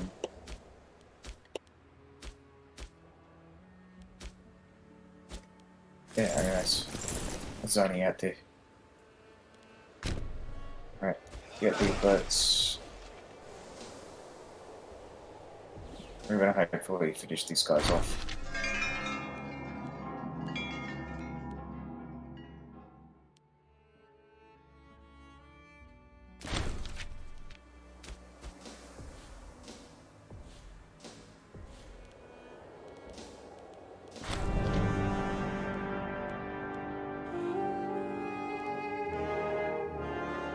Yes, food.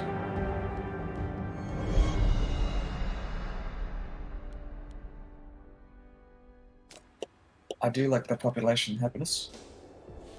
Take advantage of it.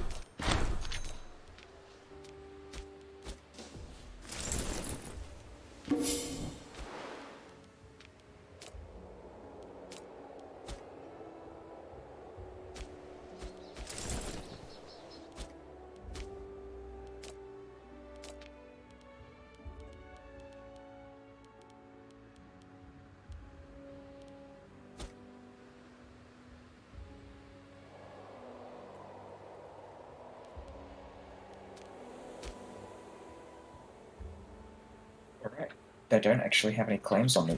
So I can probably, after the Civil War starts, I could probably declare war on some of these Gallic states here. Gallic states. Nice.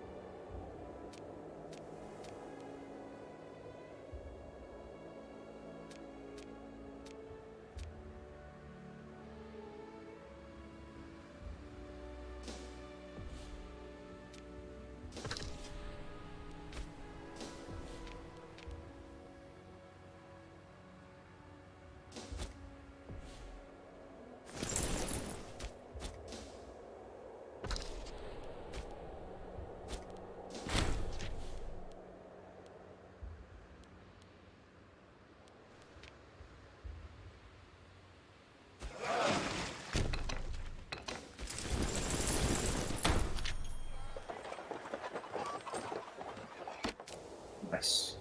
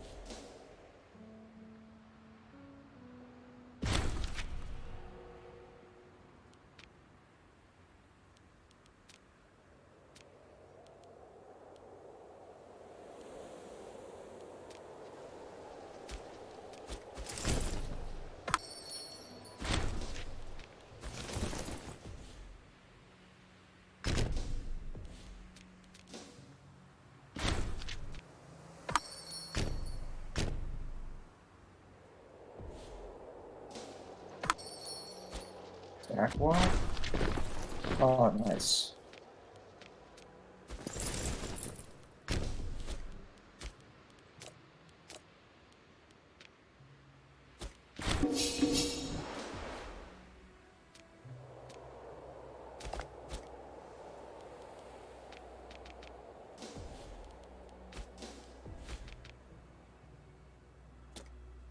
Okay.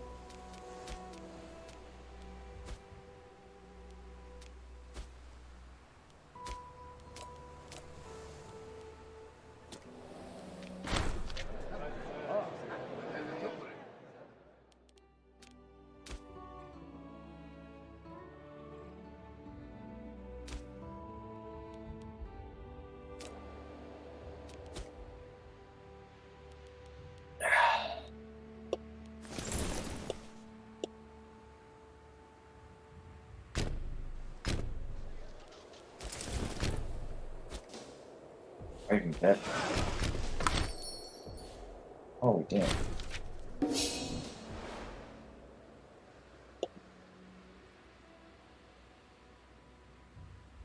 I clean up all of gold right now.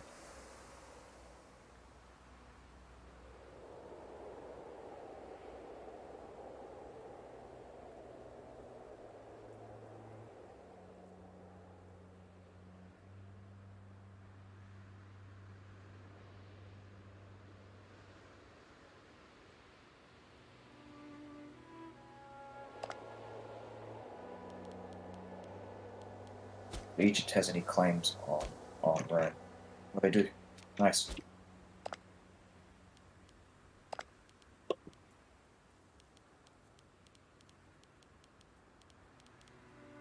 So the hope is that, at least, I'm hoping that I'm going to be in a position to attack the Romans if the Egyptians do attack them. There's a chance they won't. They might just, like, fucking stalemate in terms of, like, you know, they'll stop expanding eastwards. There's also the issue that if Egypt attacks Rome, the Seleucids might attack Egypt. So it's like, fuck. Can't really do much. The Seleucids attack them, the Armenians attack the Seleucids, right? You got India as well, Jesus. So many, like, big empires in this game.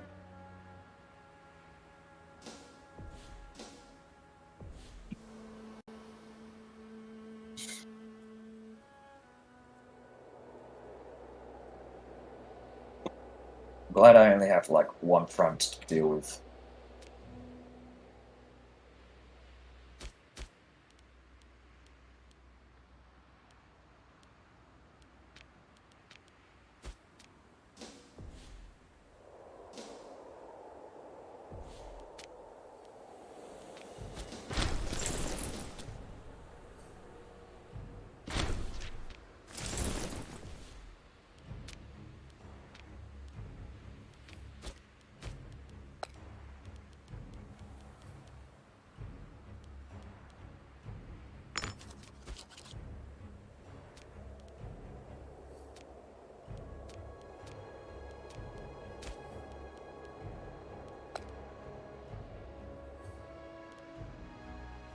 Oh, this guy's perfect. He's young and he's got high finesse. Oh.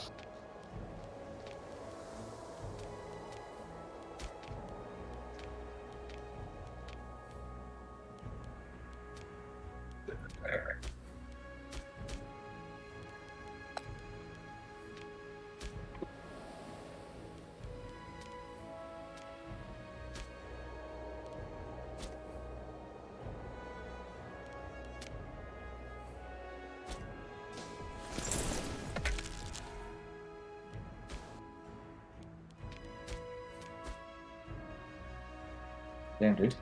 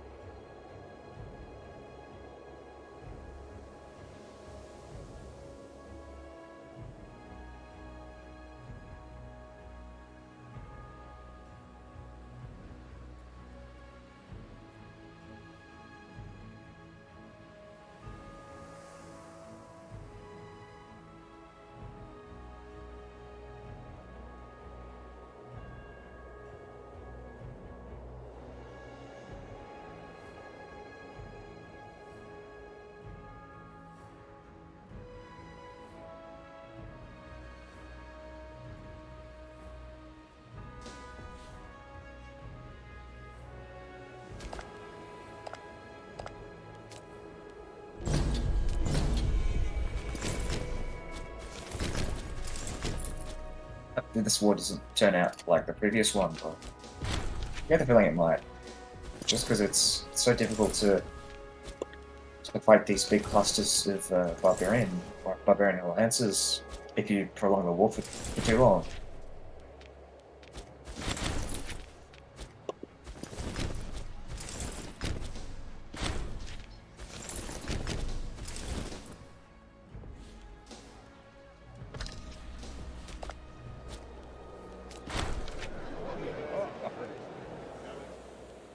The fuck?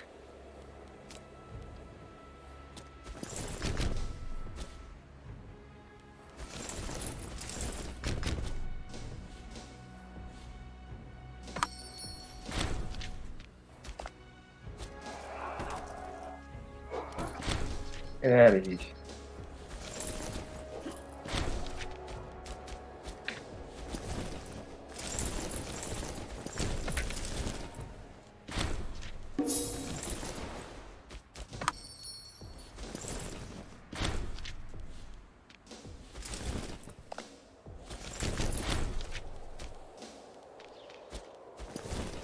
Fuck. What?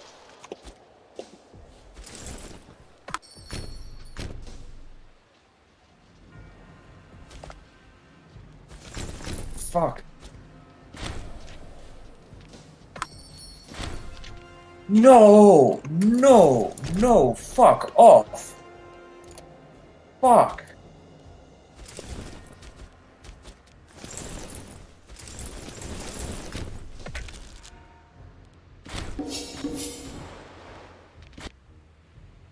Jesus.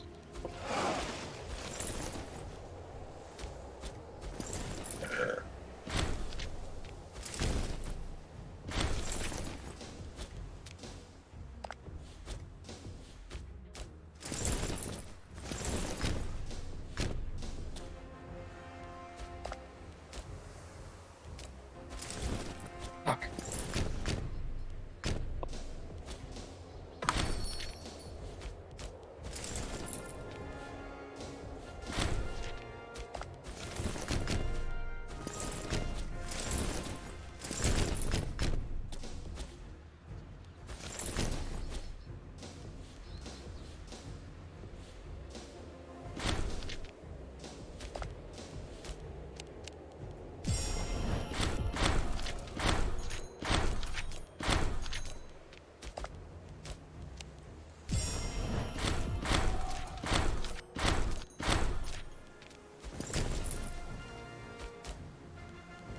Hopefully be easy now.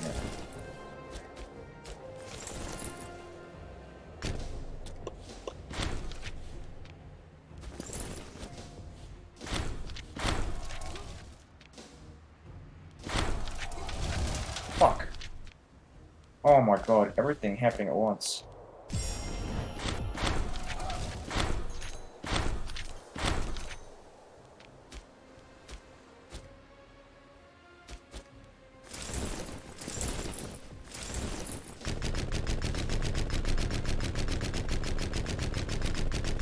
How? That's ridiculous.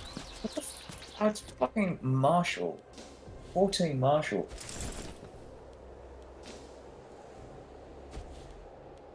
And maybe there's an aspect of like military prowess as well, because they've got high, maybe high discipline or something. Fuck. How the hell am I supposed to fight these Romans? Can't fight the tribes, right?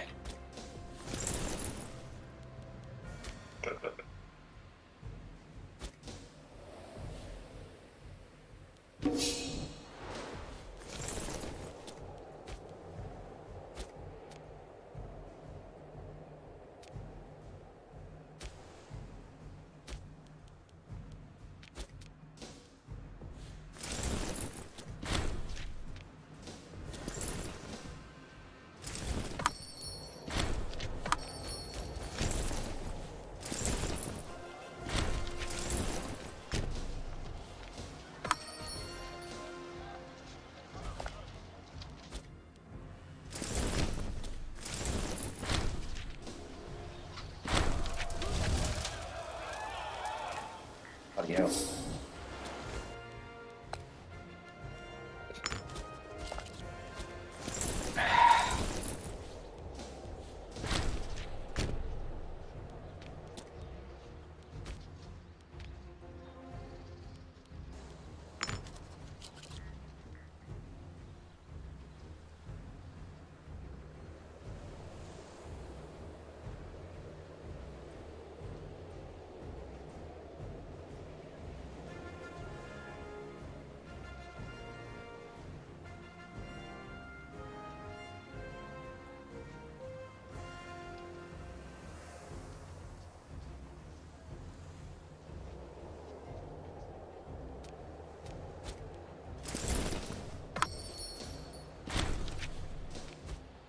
Fuck.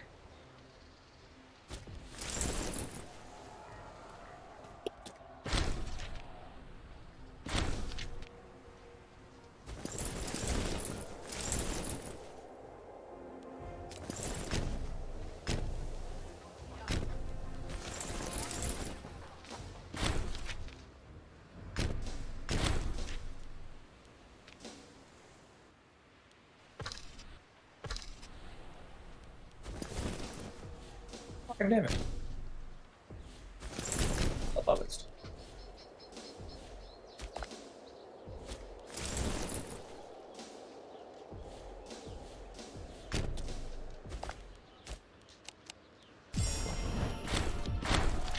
I know, right?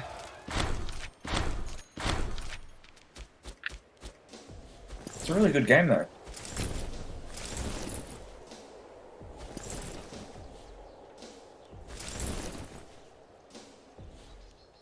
One of their better games as well. They abandoned it for a short time, I guess. I mean, the hope is that they do come back, but there's a chance they'll just forget. Deem it unprofitable. Yeah, it's gotten so much better.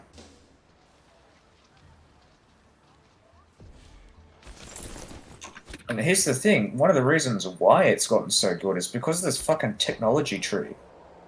Like, it's so well designed.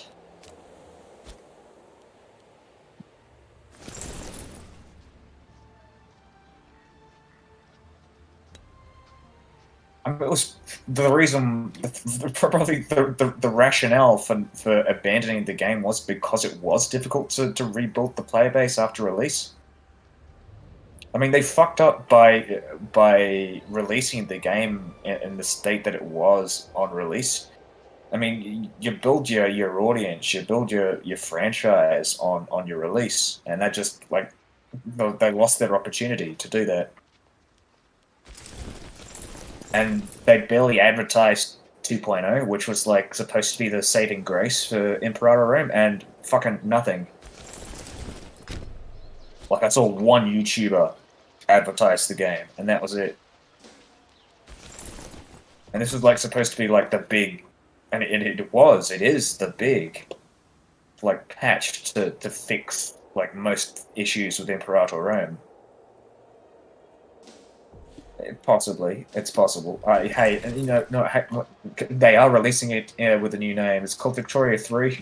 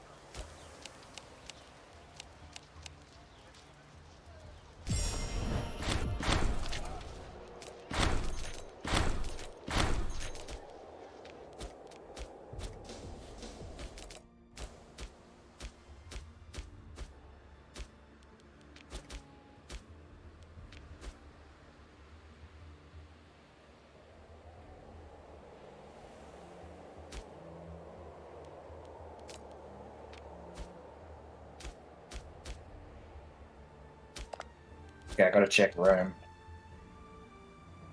So they're not going to do that claimed near my territory yet.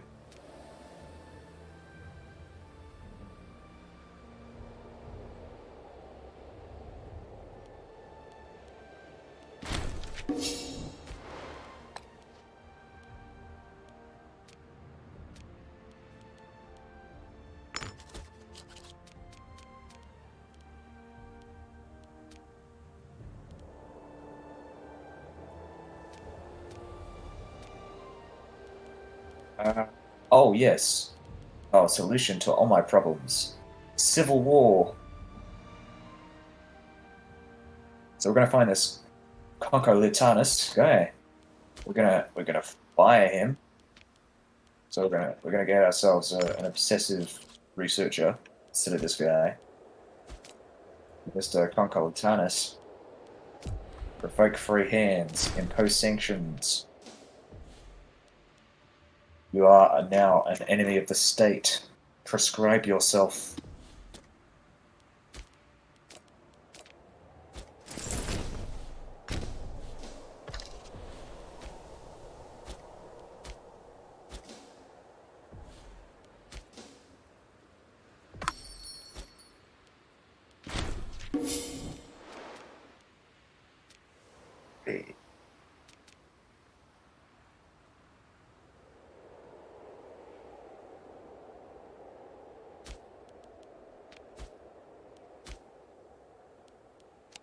Tribal settlements. Get rid of some of these because we don't need them. Oh, this is another thing. This is more quality of life stuff, but they added a macro builder, like a proper macro builder, and that's made things so much easier.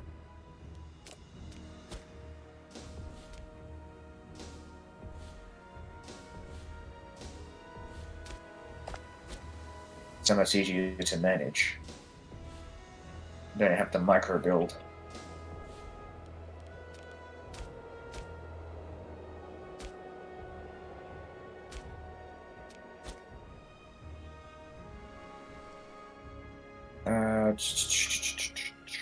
Three fortifications here, I think.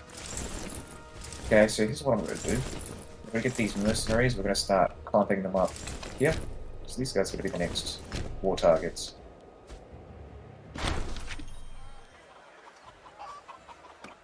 How would our governor manage without slaves? Thank you, money. I like money. Money's good. And our corruption's going down as well, very quickly. So it doesn't really... It's worth it. It's worth it. Also, what about this guy?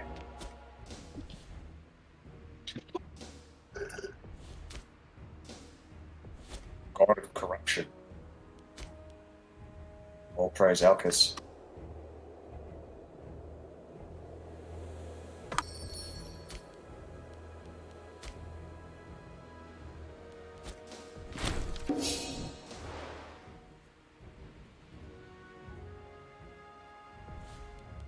Should probably get round to deifying. Extremely useful because I can get extra religious conversion boosts.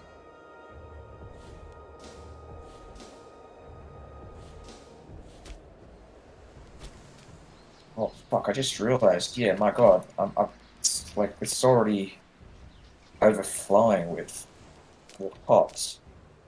I've got to move these guys. Yeah. So,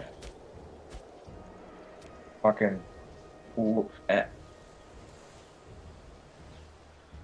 We've got 16 Druidic pots.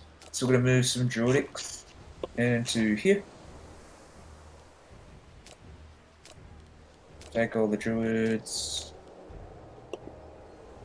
Get some more Druidic pots.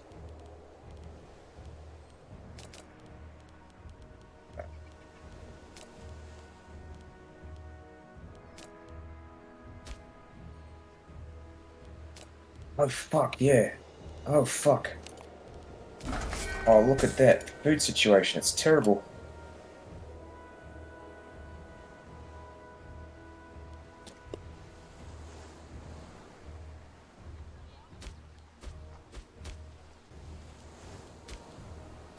Okay. Yeah, I'm gonna have to fix this. I'm gonna have to fix this. Alright. 19, 26. We'll get some marketplaces here and here.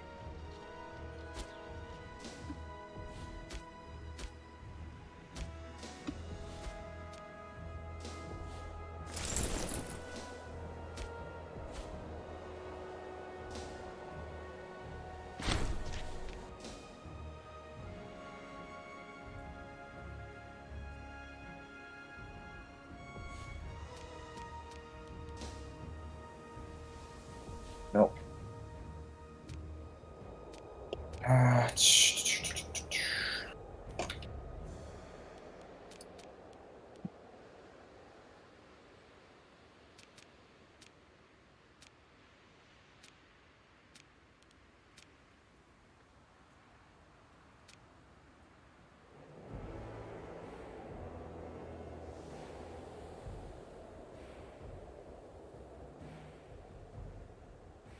Oh, really? I didn't know that.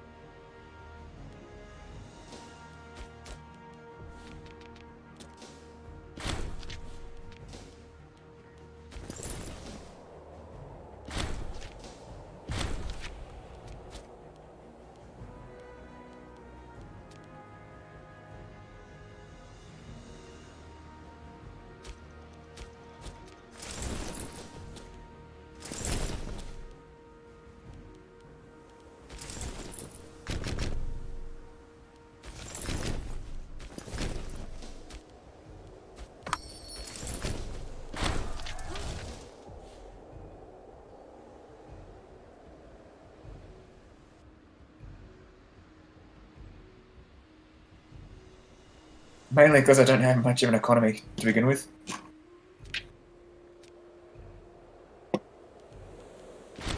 And plus these are actually really like high quality mercenaries, like heavy infantry. And not only that, I've also got lots of forts. I think especially in some of these areas I've got like slightly over fort infrastructure. So the forts are going to be more expensive in these areas.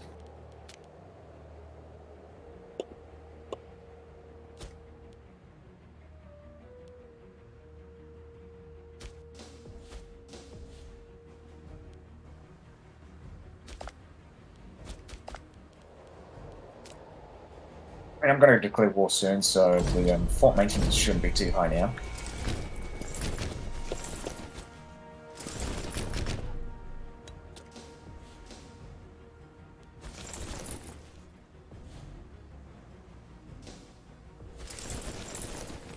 Oh no, I mean, I'm going to delete most of these forts once I defeat the Romans, but at this current moment, like, I need forts. And it was just, I just thought it was probably going to be too expensive to get rid of these forts. I mean, sorry, too expensive to rebuild them, or at least rebuild them in a way that I would think would be optimal. I mean, at least with this amount of forts, right, the Romans are going to be like occupied for quite some time. It's going to be easier to pick them off because they have to siege so much shit down.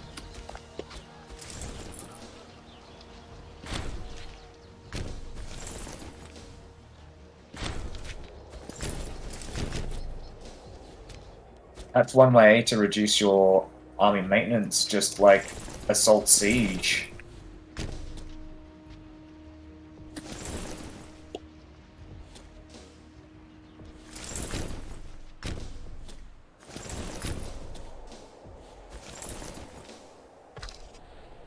Hey, that's pretty good. Thanks.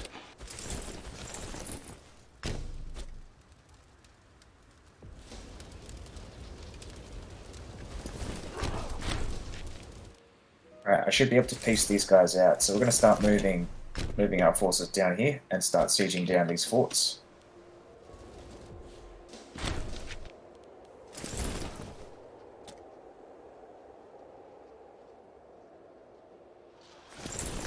Let's see, how far? Where are these guys going to go? I mean, they're going to return here, aren't they?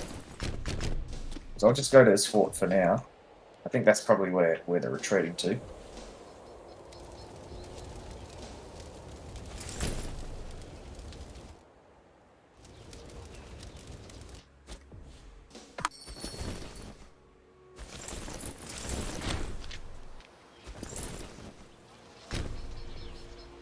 Luckily, I probably don't need these troops here, so I'm just going to move back.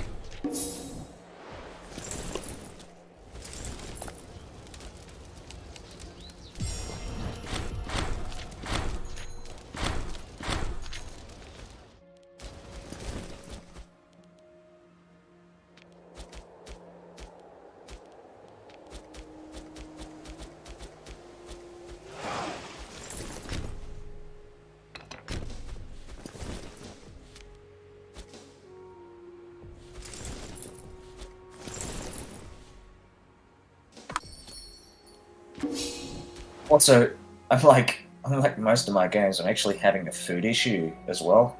I mean, I'm playing in like frigid climate up here, so I should kind of expect that when I start like filling all these territories with cities.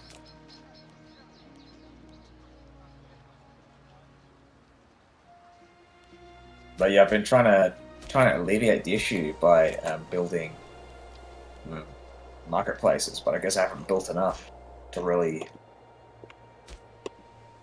fix it.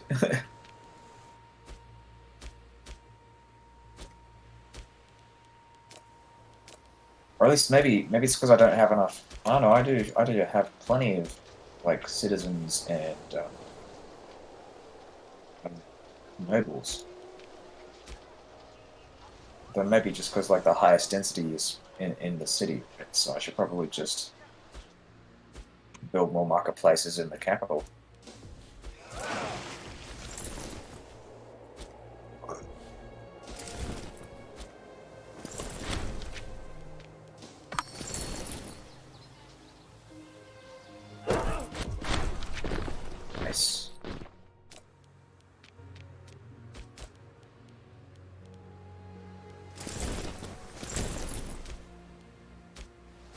So it's good that I won that civil war, because now I've got my stability back up. The Romans still do not have any claims on my territory, so I could probably just keep expanding in either direction.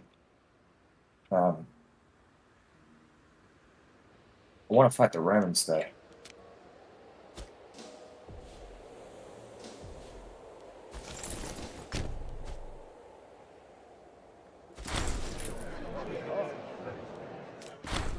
I want to fight the Romans, but I want to fight on my terms. I mean, as in their terms, because I want them to get the Casus Belli on me. But oh fuck yeah, and I can't even take some of the land like peacefully, because it's too loyal.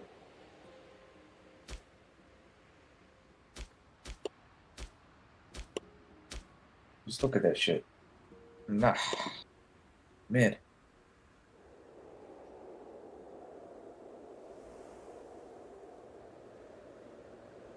Nah, well, it really depends on who I'm fighting.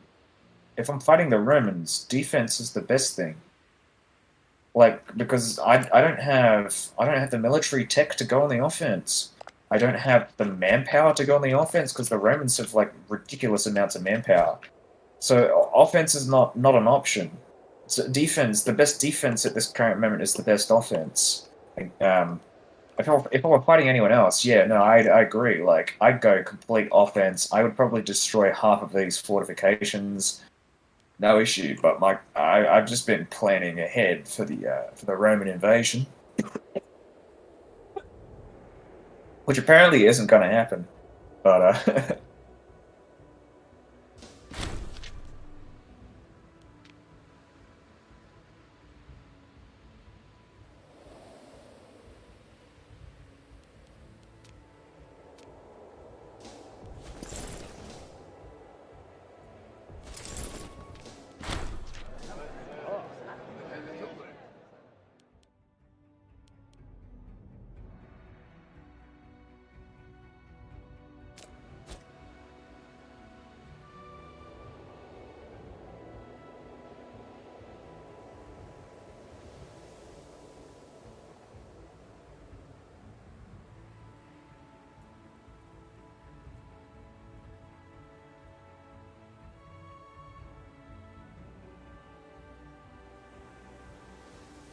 I'm getting sick.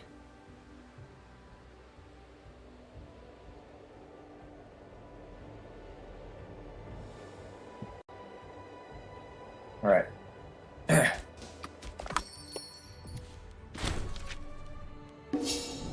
Plus I'm racking up a lot of military experience, but I don't have any Romans, so I can't switch to Roman traditions, unfortunately. That's one of the reasons why I want to attack them.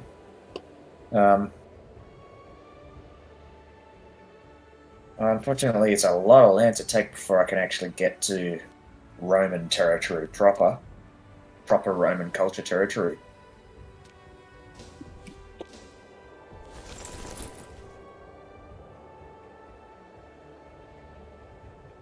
Always do levy mercenaries tactics to outnumber the enemy. Seem to have a big amount of regions. I mean, I don't integrate a lot of pops. And you say that I have a big amount of regions with lots of levies. I mean, if you look at my levies, it's not that much. It really isn't. It's just a lot of land with useless pops. That's about 80 legions. 80 levies, whatever you call it, cohorts.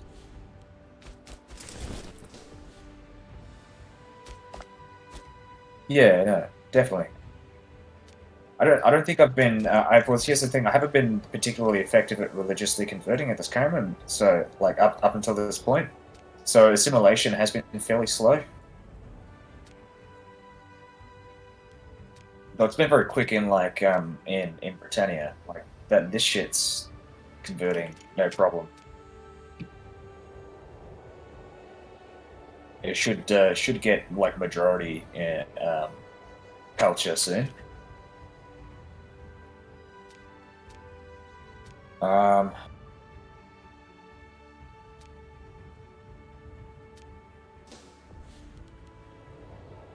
yeah, but I mean, like, no, here's the thing. Here's the thing. Rome, and I know this because it's kind of similar to how it's done in E4, but with special nations. But essentially, Rome does a lot of culture conversion, and not only culture conversion, but they also integrate like crazy as well. So they get more levies. Um, oh, they integrate easily, I should say. So like, um, and without as many penalties, I don't think. So like, usually you find that Rome can field more levies than usual as well. Um, there's some modifier in the background as well. And it's like if you ignore the integration, like the actual like levy size multiplier as well is pretty high for Rome.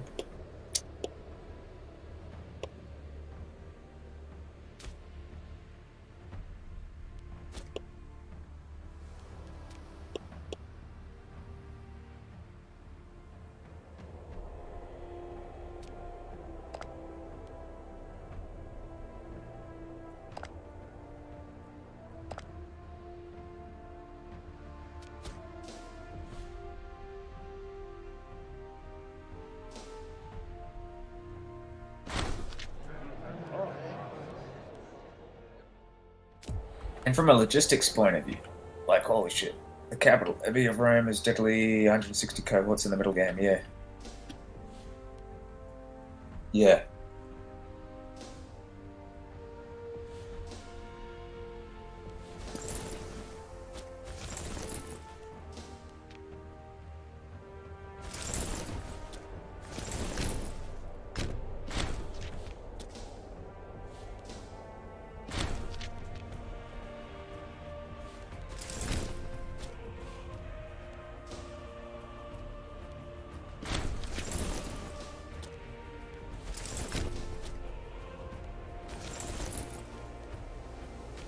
Oh, I just realized. Yeah, no, yeah. Um, am I able to deify a ruler? No. I don't know. What can I spend it on?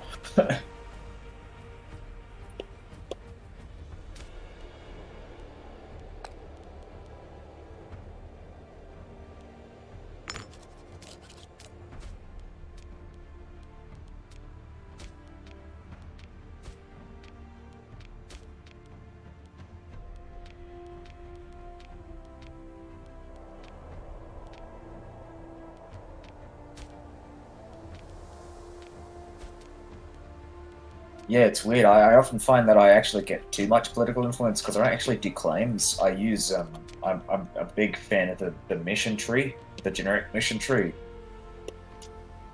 the matter of to get my casus belli. So I that's like one of the big costs that I don't have to deal with in this game. And I've already like built loads of cities. I mean, I guess I could build more cities as well, but still.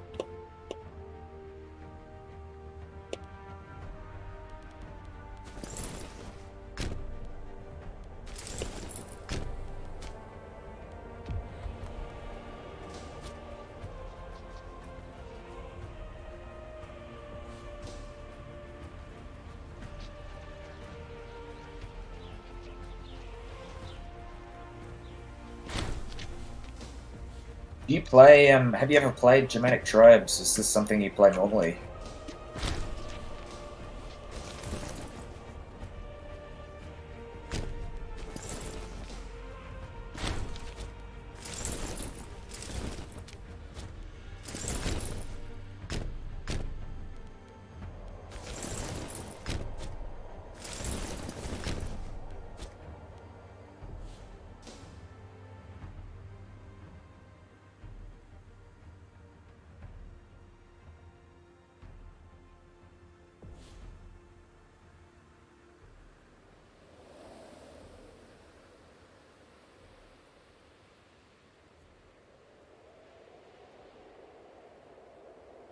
Destroy old holy site. No, well, I plan. Well, no. Here's the thing. I want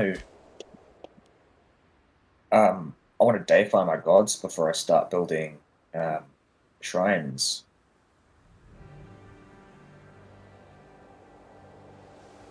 I mean, I could build a holy site there, but I feel like there are better uses for political influence at this current moment. Which actually reminds me, I might as well. Um,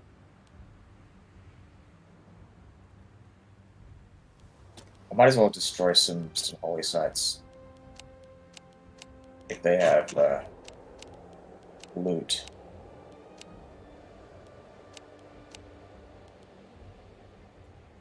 Or loot that I lack.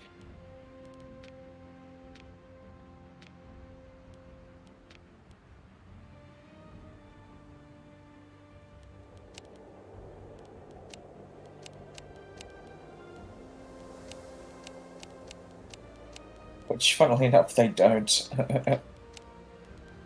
Oh, actually, this might be useful.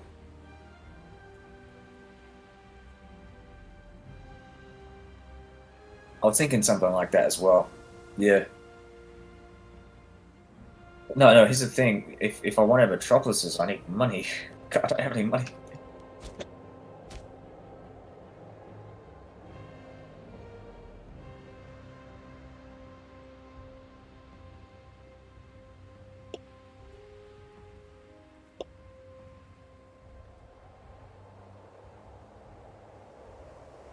Usually play as weak civilized nations. Yeah, well, I mean, yeah, I mean, I would, I don't know. It's very different playing like civilized nations. Even with a weak civilized nation, you still have a big advantage over tribals. Um, it's mainly because of the pops that you get and terrain usually as well. Because I'm playing in a frigid climate. Fuck. Oh my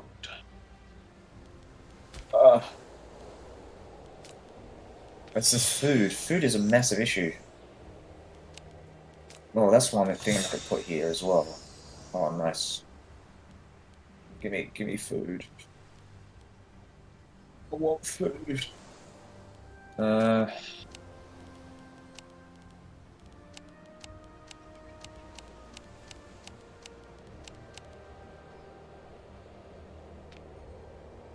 yeah, no. Well, usually I don't have this much of an issue with food, even with like I've done this strategy before. It's been almost flawless before, but I've never really done it in frigid areas, so maybe that's doing it.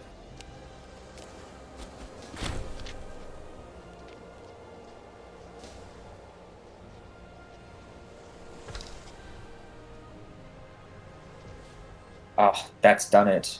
Fuck yeah. I'm just double checking. I want to see maybe salt might improve it as well. Yeah, if I can get salt like this, because that'll increase my modifier by an extra 6%.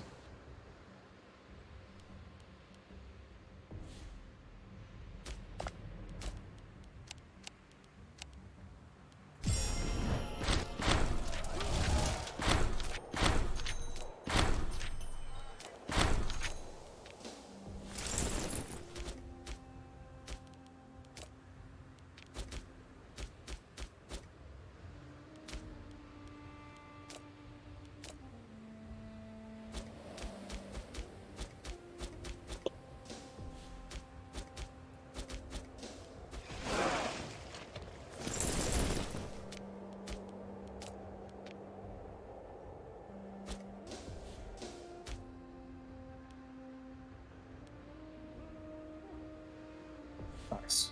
Okay, I fixed my logistics issues. Ugh. I don't know. Here's one thing I could do. So I want to get vegetables back.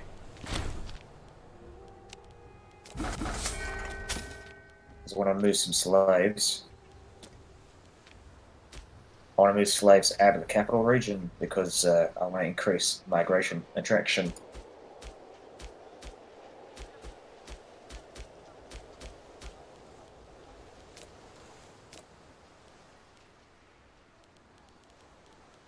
So I might as well get round to it now. Bam, bam, bam, bam, bam, bam, bam, more pops.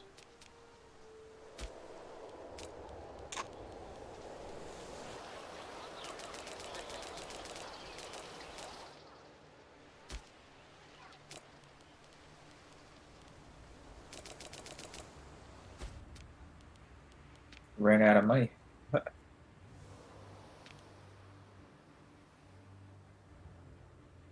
Big Dunham. Oh, nice. 15. Saxonia. Into Aquitania. Oh, Media Breacher. Oh, Rome. I forgot to clear block.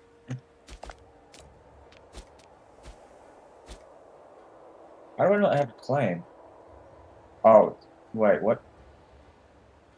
Oh, I see. I need to religiously convert this. All right, so that's one thing I'm going to do with my political influence. I'll find someone young and experienced.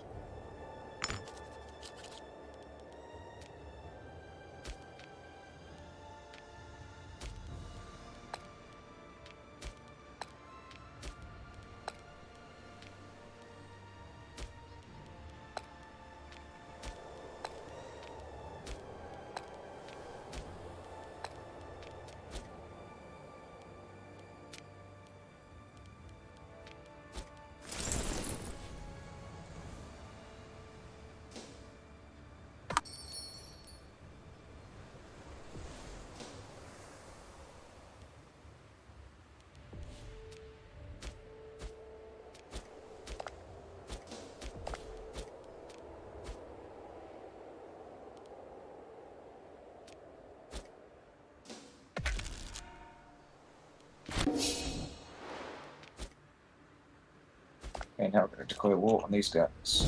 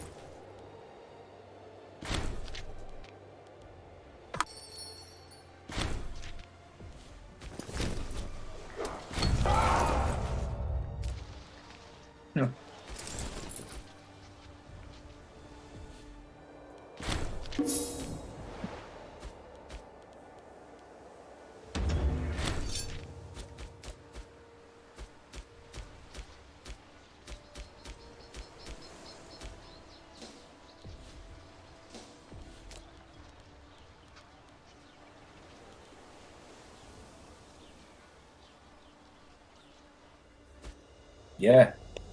I mean, if the situation is that bad, I might as well. I mean, I've got at least got some forts up here for the Romans to start sieging down.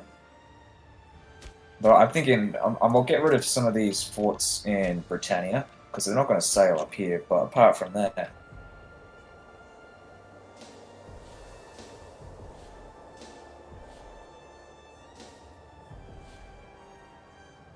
plus I need fortress up here as well because the Romans can start moving up the unexplored areas as well.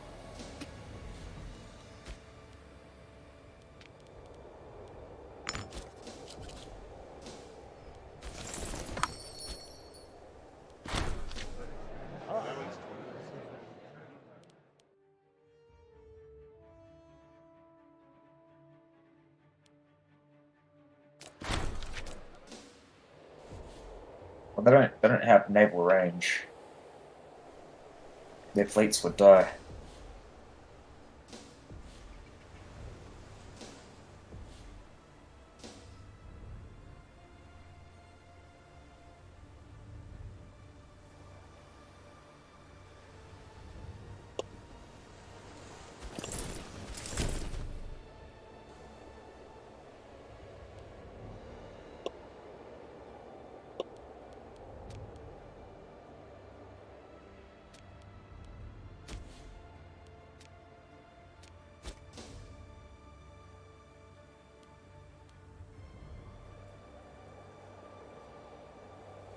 Probably.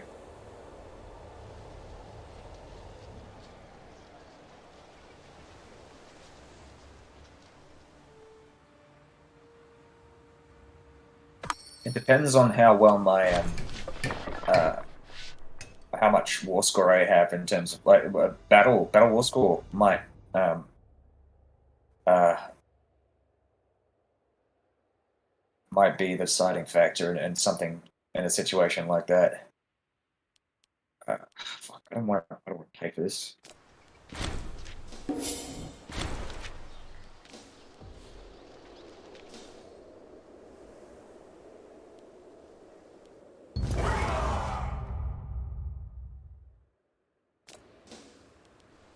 Nice.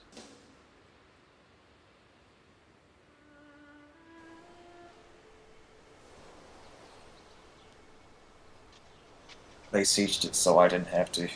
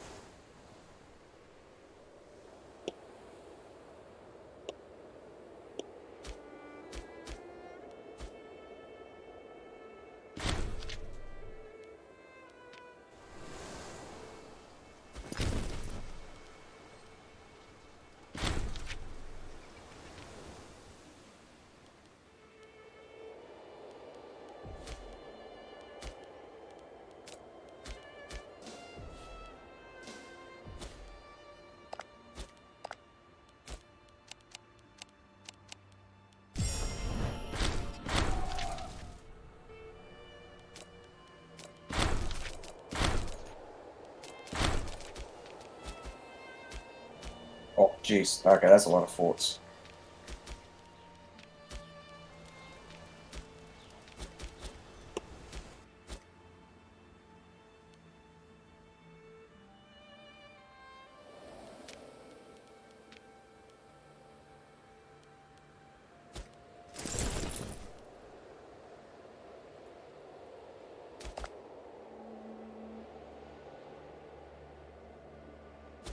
I think I'm going to go delete, disband these mercenaries now, because I'm not going to be at war for some time.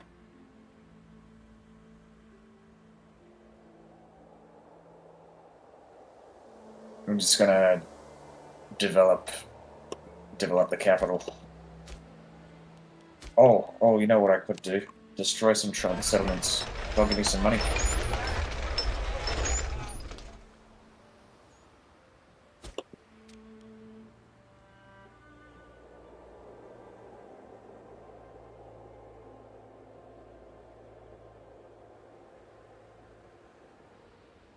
Oh, you know what, fuck it, you're probably right. I just destroy some of these fortresses up here. Northern coast fortresses.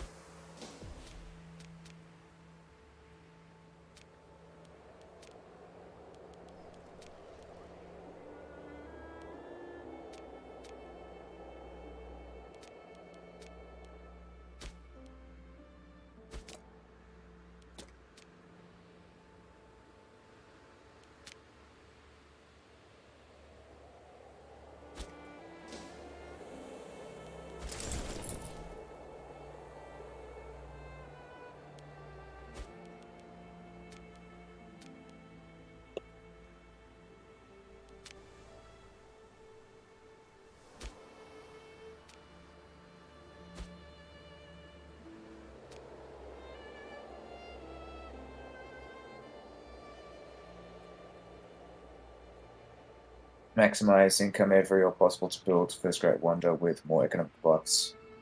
Alright.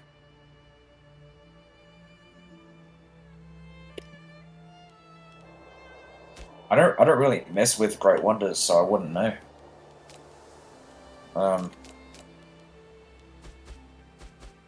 Let's have a look at... Oh, fuck, where is it?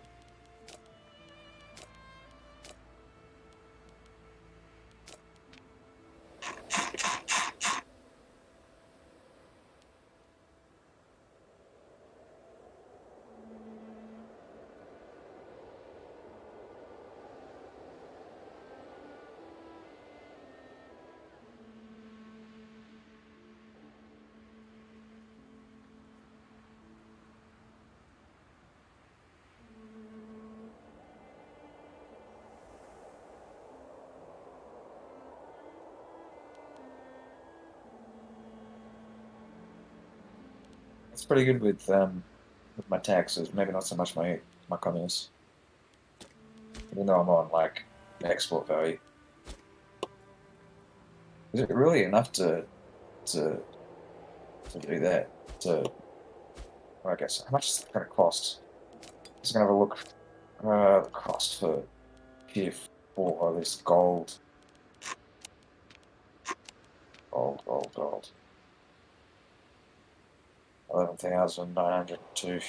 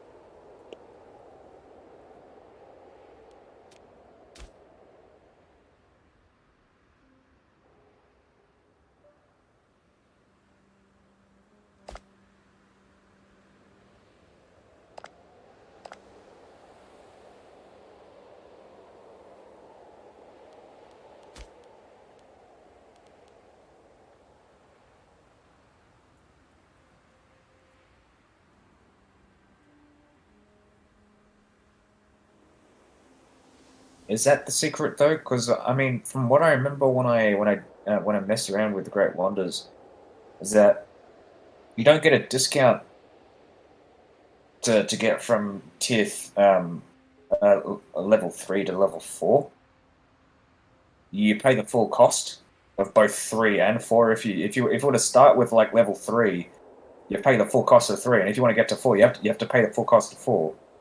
So the best thing to do is to build. You definitely build like a gold pyramid, but set it at tier 1 until you get enough prestige to level it up to level 4. If you want to save up on political influence.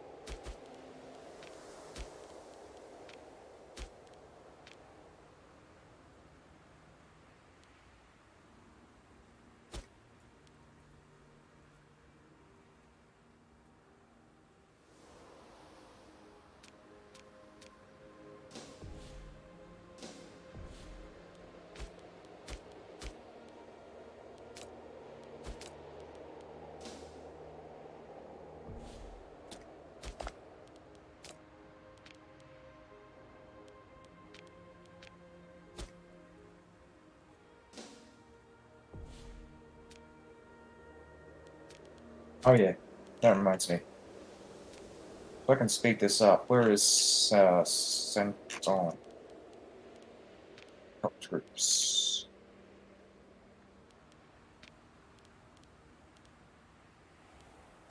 Saxonia.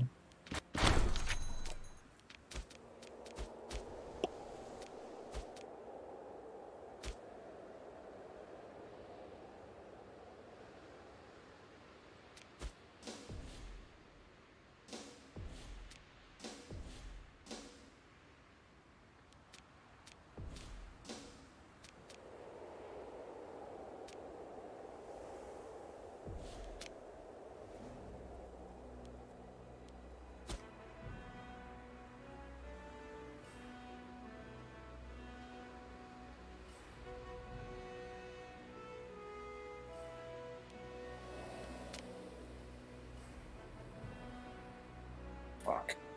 I might just abort the mission and just go with another matter of, because this is gonna be too slow. Yeah, no, I did leave him be, but I'm considering just doing another mission. Problem is stability. Ugh.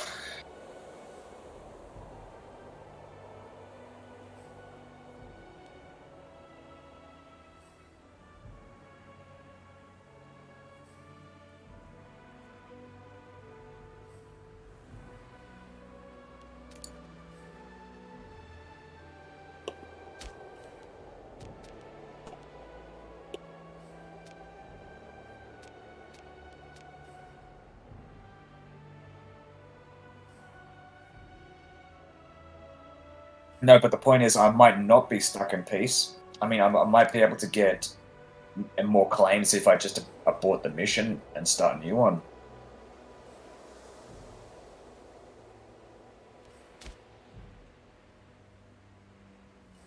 Ugh.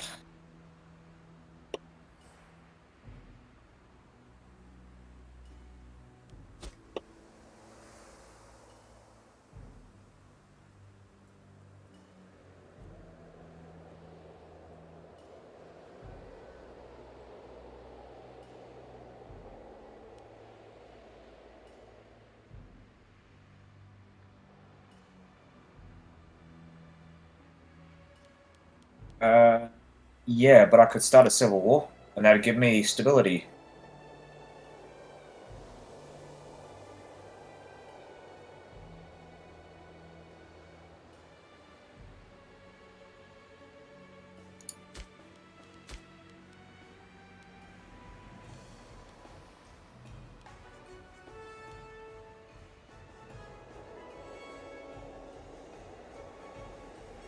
Yeah, you can start a civil war. That's what I'd usually like to do.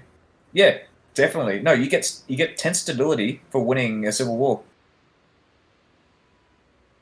Serious. I know it's weird, but it works. And you can contain a civil war to one province.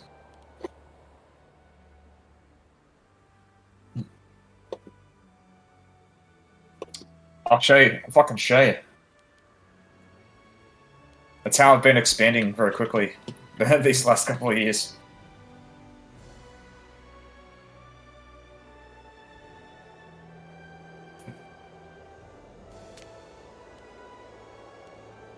So I'm going to abort this mission.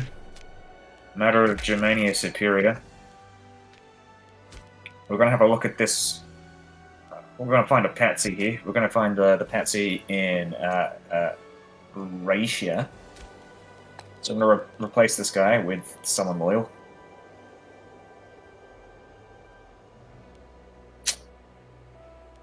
This guy. We're going to have a look at the guy that just got replaced.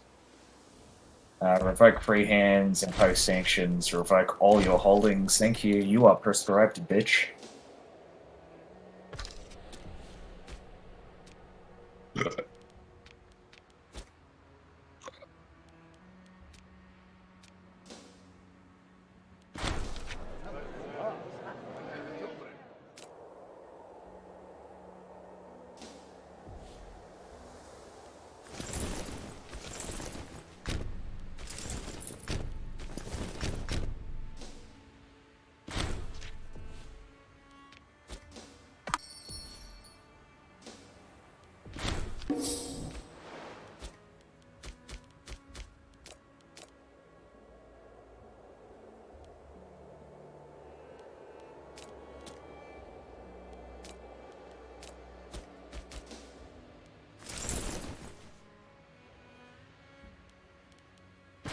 So now all you have to do is wait 19 months.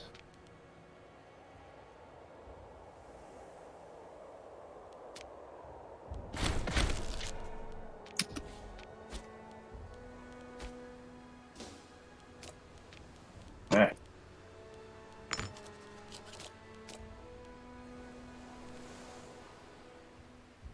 Oh, what was I doing? Oh yeah, I want to go down and get gradual economic integration.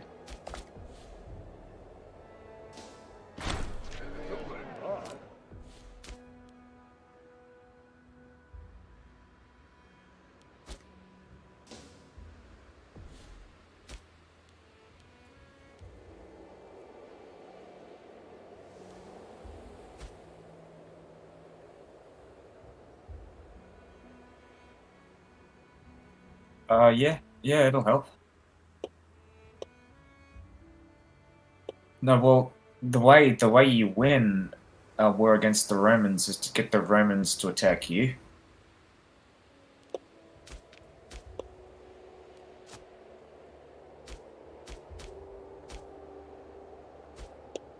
So one of the ways that I intend to do that is by essentially stealing some land off them peacefully.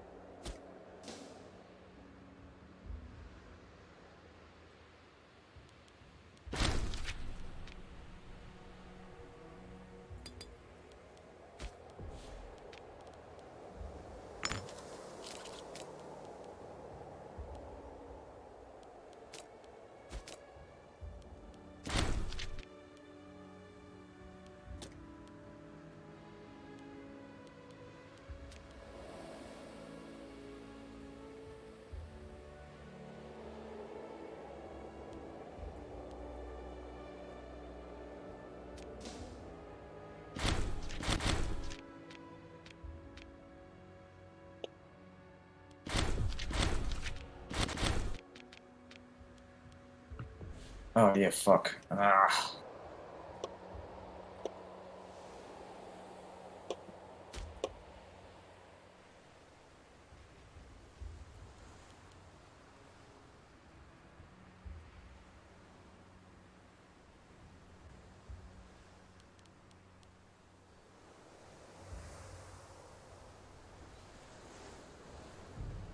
Oh yeah, you're right. Oh my god, yeah. I totally forgot about that. I thought I did it before, but I don't have enough stability because my fucking legitimacy at minus 100. I'm gonna wait until this guy dies. Jesus.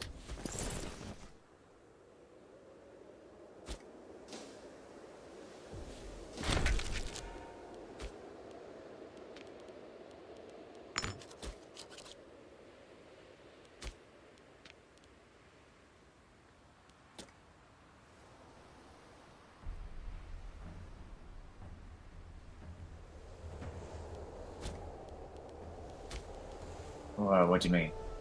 I've got the tech for conversion policy, but it's the legitimacy that's screwing me over.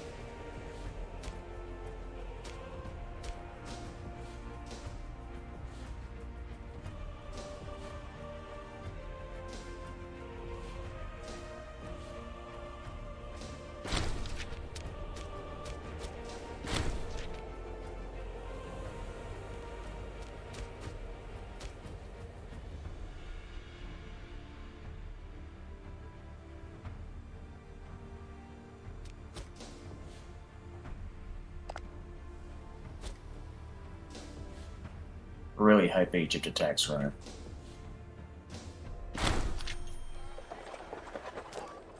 Oh, more money.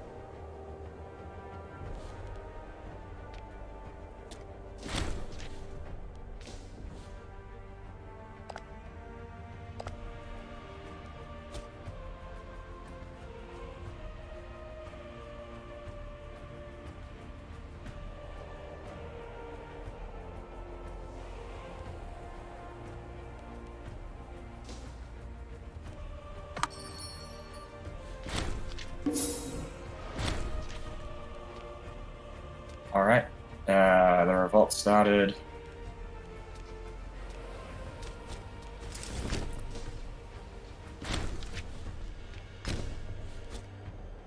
And it's contained to one province. So all I have to do is chase this guy down and I win the war.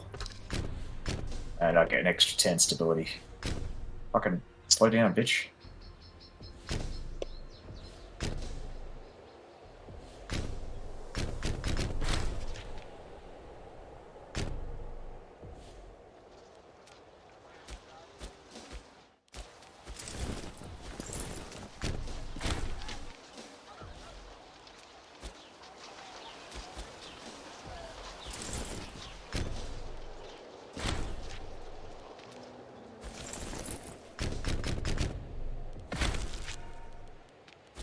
Nice. Grand theaters. Oh.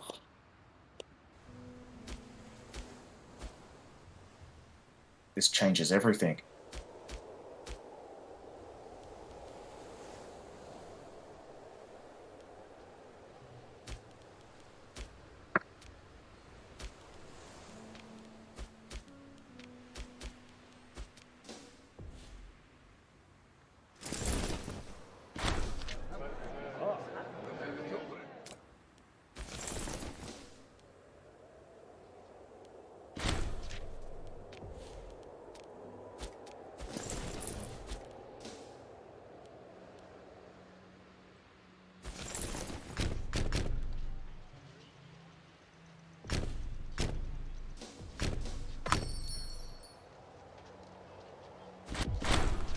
There we go.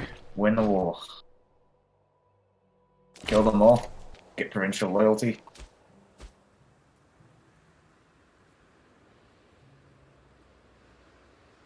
Do I build conversion buildings and capitals for legal? Yes. So essentially, because the capital region has a massive migration bonus, you just move all of your slaves away from the capital into your non-capital cities in the same province to take advantage of simultaneous contra-conversion and assimilation.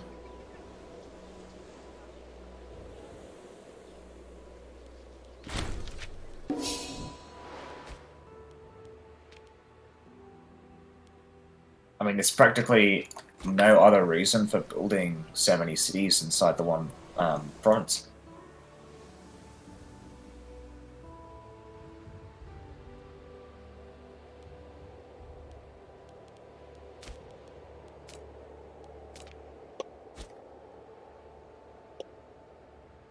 Oh yes, 30 stability. As I said, civil wars are great. They're amazing. Oh, fucking La Pontia. That's gonna be a weird one.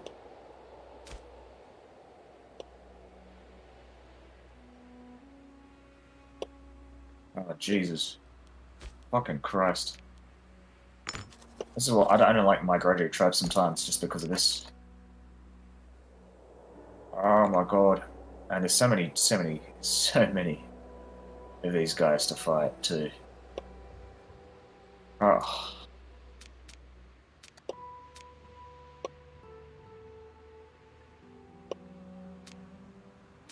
I like the idea of fighting them. Yeah, but later Bridger as well, it's like split by this. I think what I'm going to do before I attack these guys is I'm going to I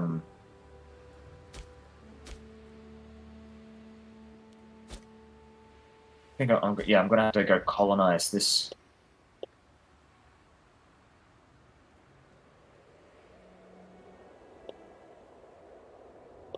Goddamn La Pontia.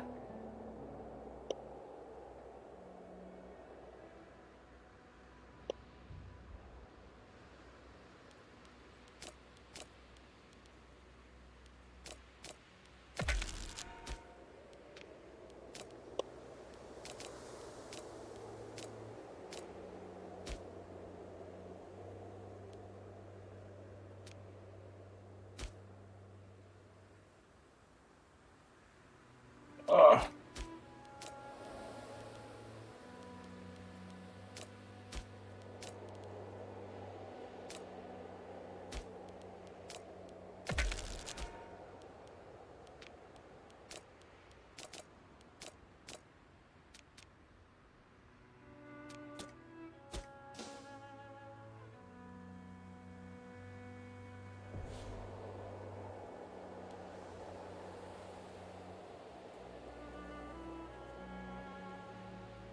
Oh, fuck it. I'm going to declare war on Estonia. And just fucking, I don't know. God damn, this is going to be such a messy war.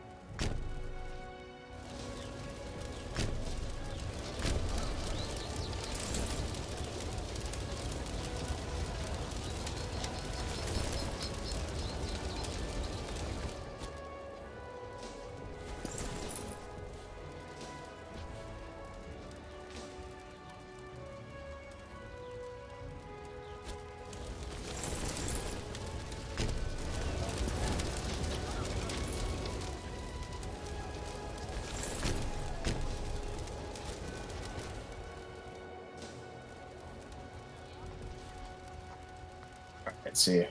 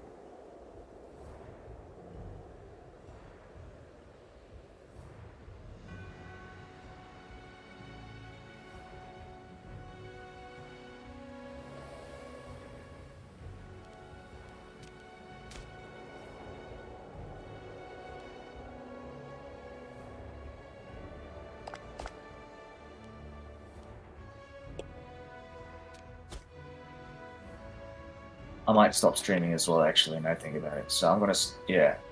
I'm gonna stop. I might be back in a couple of hours, I don't know. Just a little tired, so I might take a nap. But hopefully when I get back, I should be able to defeat the Romans in some conflict or another. Right, see ya.